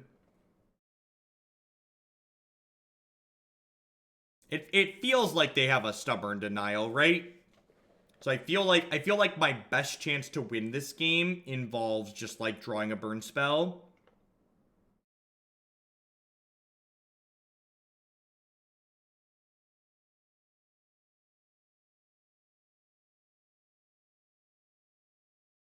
So chat, it's about what I want to make them have and like what. So like making them have it here doesn't like people are talking about making them have it. Like I don't win if the Snapcaster Mage lives, chat. I don't win if the Snapcaster Mage lives. Yeah, I think I'm supposed to protect the Bolt and like try and draw. I think the play to win line here is try and draw a Lightning Bolt here.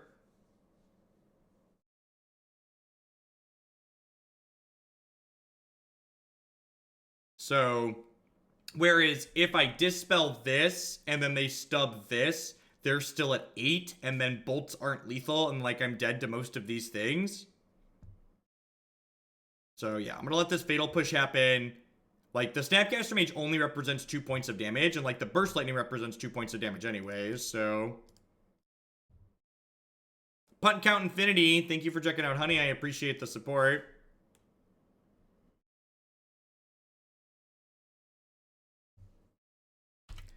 I'm not dead yet. I'm not dead yet.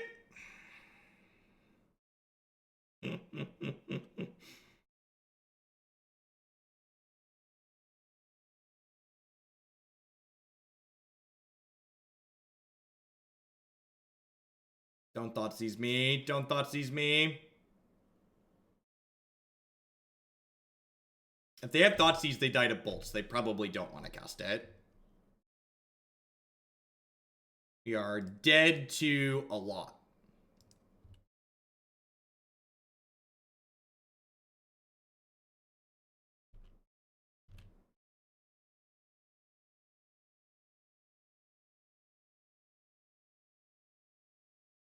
This is Collective Brutality. I think this is Collective Brutality. Oh, yeah, if they Thoughtseize, Burst Lightning killed them, right? Yeah, good call. This is Collective Brutality. Good game, opponent. They're draining me, right? Yeah.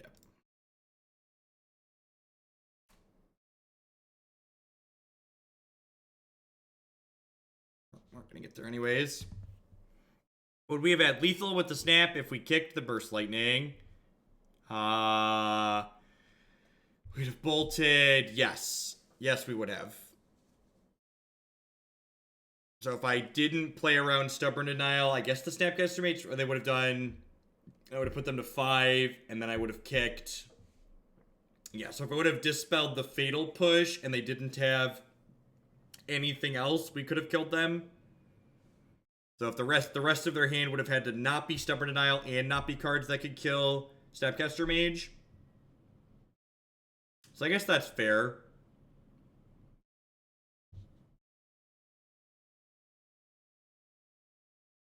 It's pretty good. It's a little land heavy, but one of them attacks.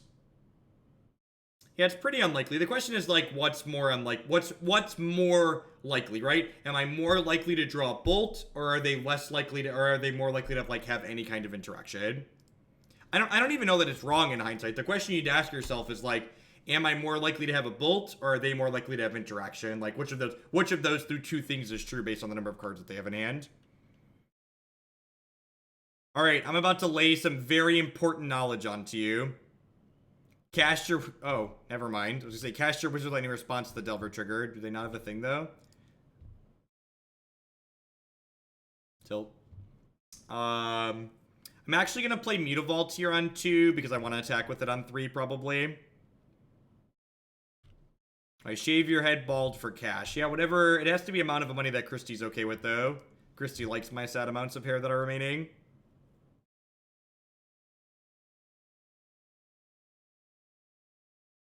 That's fair. That's a good way to think about it. Then they, like, have to have Teamer Battle Rage, too.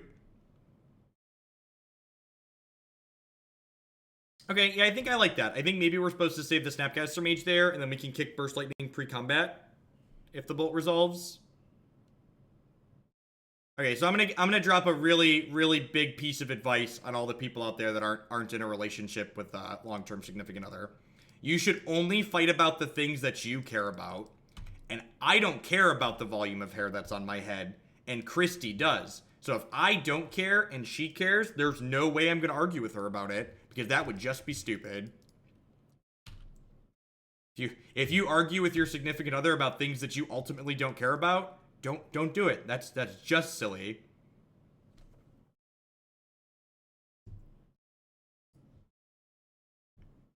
We shall rise. Thank you for the 9-month resubscription. I appreciate it. Welcome back. Thanks for the 3/4 of a year. The Mutavault did not attack now because I drew Nimble Obstructionist. So originally the Mutavault was going to be attacking if I didn't have another play to use, but now I have another play to make with my mana here.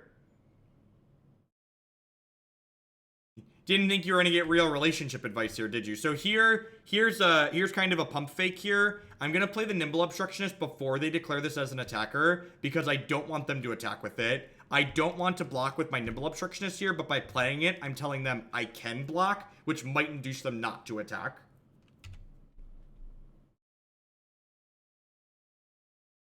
And they did attack here, and I'm not going to block, but like I potentially make my opponent make a play that I want by playing the Nimble Obstructionist pre-combat. Feels bad.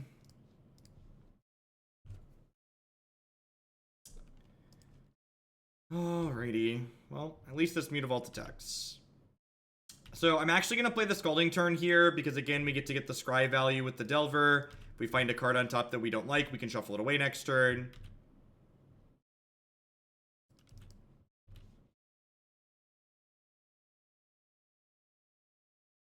Why Nimble Obstructionist over Spell Snare. You should read my article on Gathering Magic talking about this deck after I top 8'd the Open with it.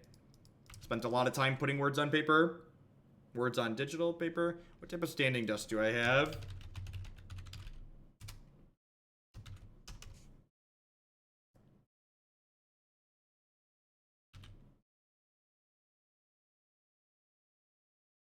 Gosh, they would be so dead right now if we would have just flipped this little blue idiot. It is. That's just like good life advice in general. All right. Well, that's like the one card I could see on top of my deck that like I'm like not going to shuffle in, right? Quote 69 never had been so relevant than now. All right, so I'm going to snap Wizard's Lightning at this Nimble Obstructionist, and then I'm going to crack for 6 again. And I assume... Am I going to attack for 6? No, I'm just going to attack for 5. I'm just going to kill this. I'm not going to offer this trade. I think we're far enough ahead at this point that I don't need to do that.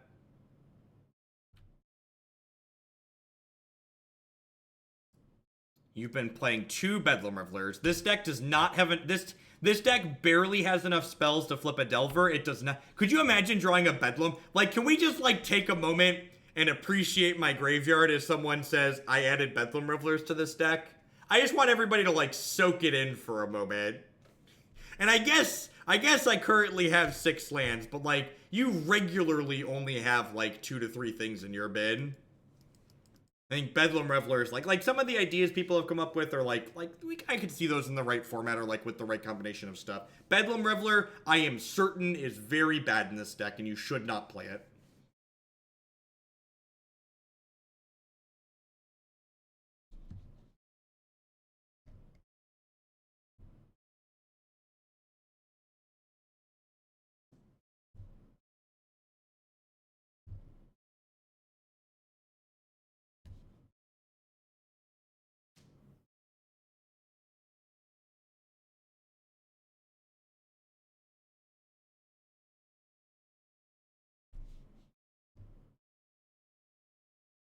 Wouldn't some number of Serum Visions benefit this deck? Have you ever cast Serum Visions before?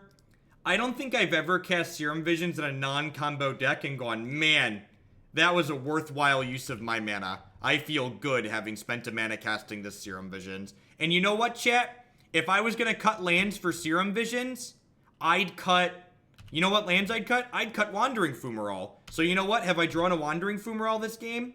Nope. So if there were Serum Visions in my deck, would I have drawn them? Nope. It'd still be in the exact same spot. So for people that want to be results focused, we can be results focused and still say, hey, the results disagree with you and their Serum Visions don't matter. So I think looking at games like this and going, oh, we have too many lands is being very results focused.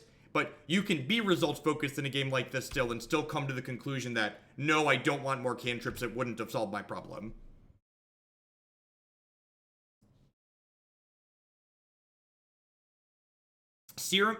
Modern is a format, and I say this so often because people building decks just don't get it. And maybe if I repeat it enough, it'll stick for some people. Modern is a format that is about tempo and mana efficiency. Serum Visions is a card that does not impact the board. Every mana that you spend that doesn't impact the board or the stack in Modern has to be there for a very important reason. If your cards aren't impacting the board, they're probably not worth playing unless they offer a very big payoff. And Serum Vision's payoff is anything but very big.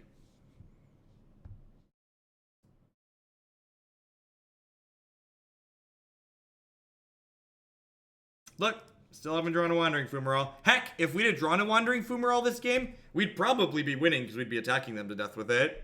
Casual Champion, thank you for the 4-month resubscription. I appreciate that. Welcome, welcome, welcome back.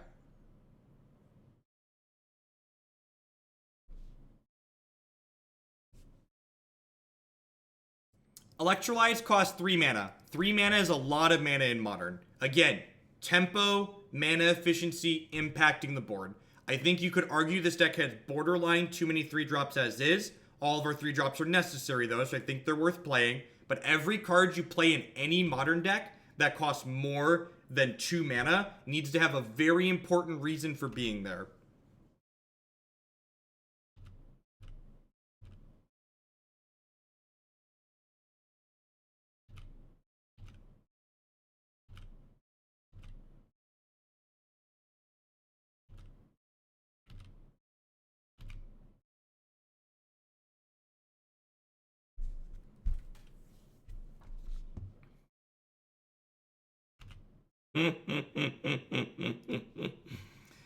Oh, Magic.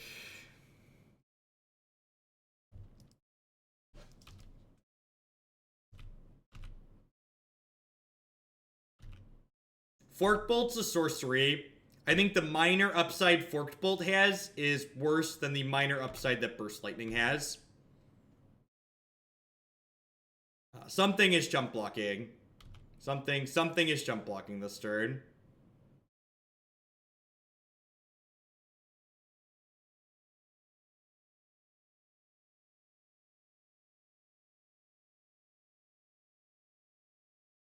The reason why this deck plays Opt is because instant speed allows it to be flexible, it allows you to cheat on your land count a small bit, and it feeds Grim Lavamancer, and it makes Snapcaster Mage better. Snapcaster Mage is a really powerful card, but you need cheap spells in your deck to be able to leverage its power. If Fork Bolt was an instant, I'd probably play a split, but I think the fact that Fork Bolt is a sorcery means that Burst Lightning's upside makes it better.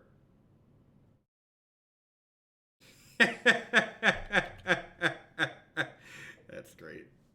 The Primeval Titan comment was great. Thank you for that. I needed that while we're losing this skill-intensive game of Magic the Gathering. Next turn's the Fumarole, right? 10 out of 10. Next card is Wandering Fumarole.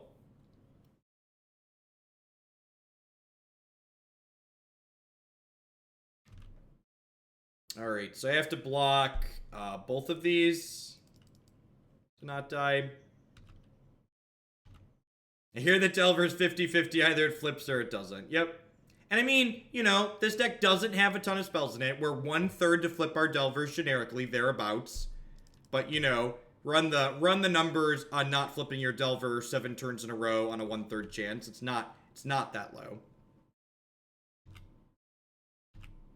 All right, Delver, this is it. This is your one last shot. It's your chance to roll. This opportunity comes once in a game time. You better lose yourself in the music the moment you will. Bet you never ever let it go. Only get one shot tonight. It's your chance to roll. Let's get him, Delver. Let's get him. Listen, Delver flips when he's damn well ready to flip. He knows when you need him to flip. And when you finally need him to come through, he comes through for you, chat. He comes through for you. Don't be hating on our Delvers.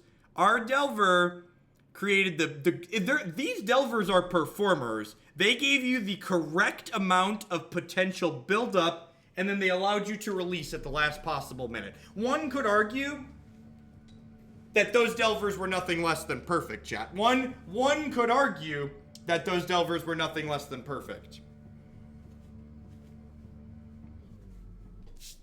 Is the red button still working? That was a great song. Thanks, Red. All right, let's run it back here. Again, leave one Remand Dinks. I trimmed a removal spell to fit a Surgical Extraction in. When you're playing Magic, but Magic's really playing you, right? We totally should have brought in Surgical. We could have Surgical ourselves to prevent the flood. You're not wrong.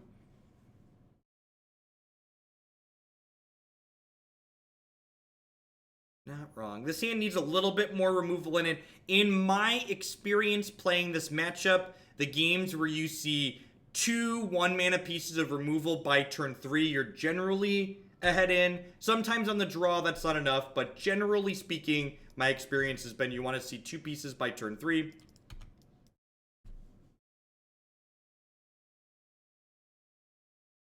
Both Delvers get to flip, Austin. You don't draw the card. All your Delvers flip to the same card. Because you don't draw till your draw step. Someone clip the Delver sex motivational speech. It's funny. I'm funny sometimes, chat. Funny, haha.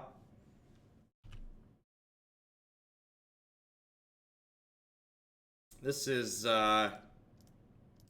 interesting sequencing on the opponent's part. Let's go with interesting. All right, let's see if my 2 pieces of 1-mana removal by turn 3 pads out.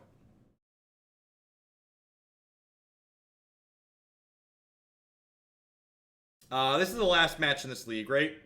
Also, it's funny, Burgle was commenting, oh, geez, am I about to get Restoration Angeled? Part of me feels like I'm about to get Restoration Angeled here.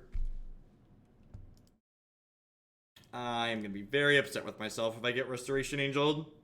Nope. All right, deal.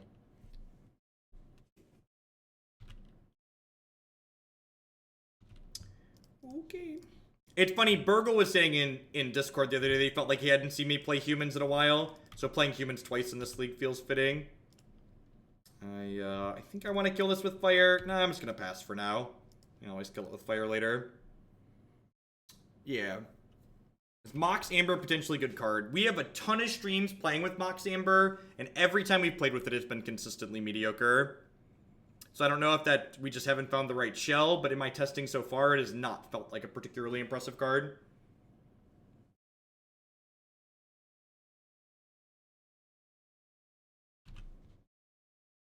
I love that this is not templated like Tidehollow Sculler, so we just get to kill it. Sometimes, before Militia Bugler, they played 1 to 2 restos in a lot of lists, and post Militia Bugler, it's become pretty rare. I would like to block.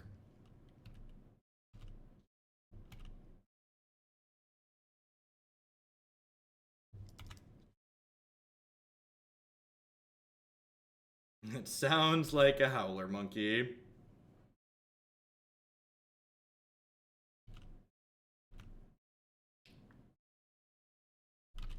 I'd like to play my 3/1 with Flash.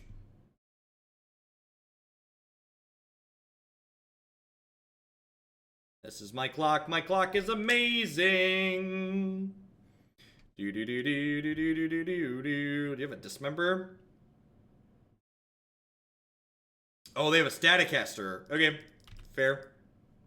Fair. That explains, like, what kind of cards... I guess they'd be holding, like, Gutshot here, too. I've been trying to think, like, what cards could they be holding? Perfect. Just what the doctor ordered. One Doomblade. If their last card is Thalia's Lieutenant, I'm going to cry slightly, but outside of that, we're in a good spot here.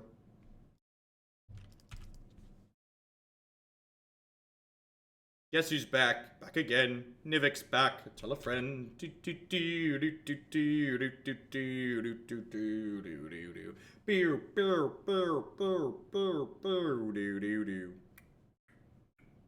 been a pretty good league overall. Even the match we lost, we had a lot of back and forth in. Howdy-ho. Crazy Raptor with that brand new Twitch Prime. Thanks for the support this month. I appreciate that. There's a lot of great people making a lot of great stuff on Twitch right now. Thanks for supporting mine.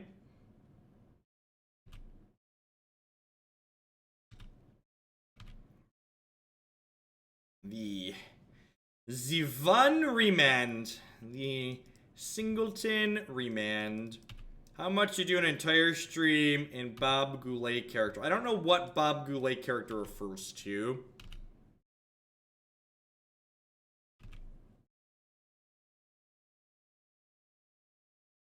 That's, like, incredibly rude. He's dead, Jim.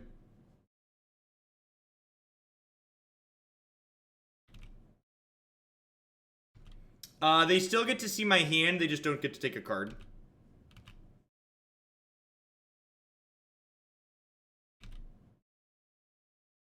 This deck is loads of fun. Taking this list tomorrow to PPTQ and the wrap-up. Please let me know about the changes. Sounds good. Will do.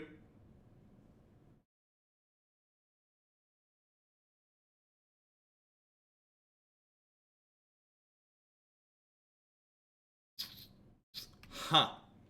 So, I really want to remand this, but I also just want to kill the Noble Hierarch in response to the trigger.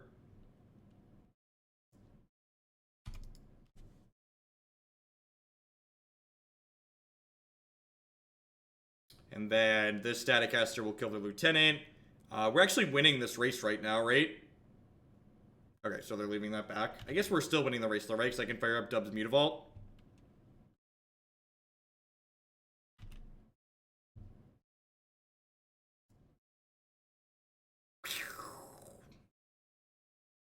Looks like Team Rocket's blasting off again. Alright, I'm gonna go and attack with just one of these. Maybe it's less suspicious if I attack with two.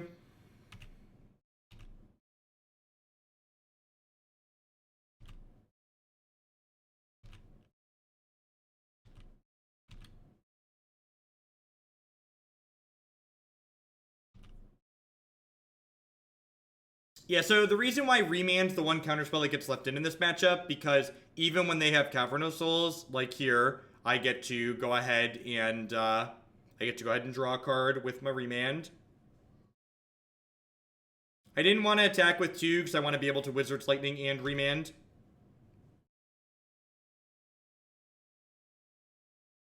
Itty bitty bugle boy and company B. Do do do do do do do do do do.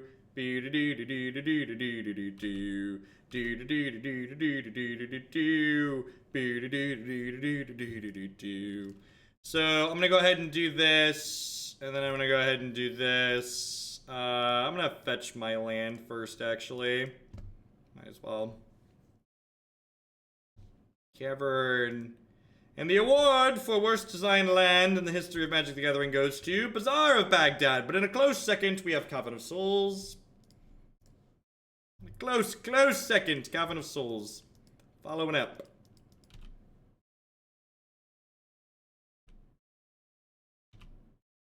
It allows counterplay. In what manner does it allow counterplay? Nah, I think Bazaar is probably worse than that one.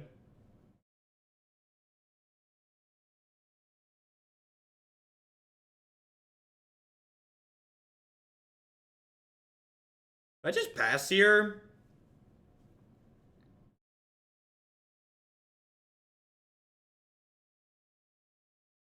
I could like Staticaster plus Bolt their Staticaster. I think that's the line. I think I Staticaster plus Bolt their Staticaster. And then next turn, I can start Mutavaulting into the 2-3 because then Staticaster finishes their 2-3 off.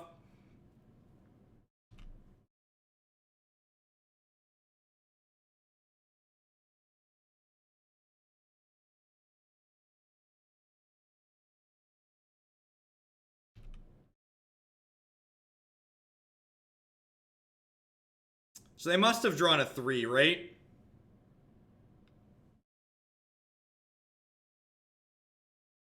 I'm so confused. And they're sequencing here. I don't know why they would give me that for free, basically.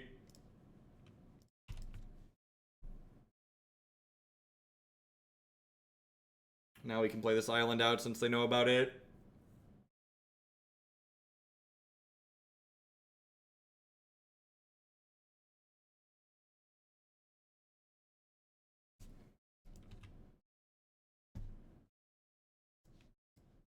Alright, they're at 0 cards. Let's get aggressive.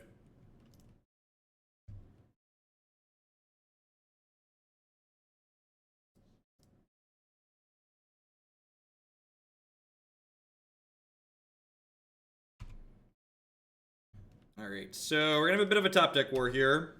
We are definitely ahead in the current board state, and Staticaster invalidates some of their stuff, but if they hit like a Bugler here, they could definitely like have a good series of chains to win the game. A couple more like that, and we'll take it away though for sure.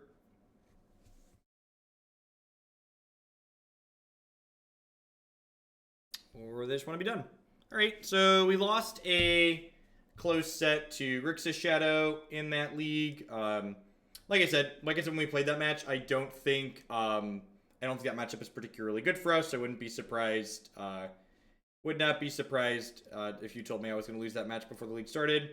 So, thoughts on the deck list. One, I think this deck is great, and I think it will at some point probably top 8 another major tournament or two, and then I will get to slide it up from high potential to proven deck lists on my website.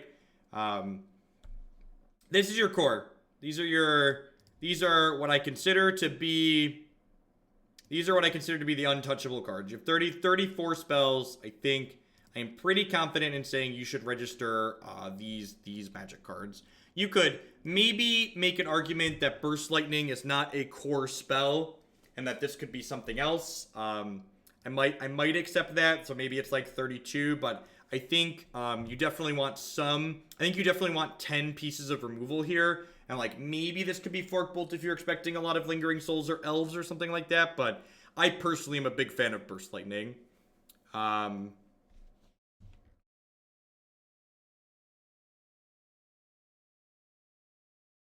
These slots here are kind of the flex slots in the main deck. I think if I was just going to play a large tournament where I wasn't familiar with what other people were playing, I think I would play these 4 cards in these slots. I think if I wasn't, like I said, if I was going into, eyes closed, just like looking at like the MTG Goldfish and like league results and big tournaments, I think I like these 4 cards. Other slots you can play that are more specific, depending on if you're playing in smaller tournaments, you expect specific metagames. I think Roast is a viable main deck card if you're expecting a lot of like Tarmogoyfs and Anglers and Hollowed Ones. I think you could main deck Dispel or play more Spell Snares or more Spell Pierces. So things of that nature. As far as the sideboard goes, the way this sideboard is constructed, you have to leave 1 Remand in against humans. I think leaving 1 Remand in against humans probably isn't a big deal, so I don't think it's that bad.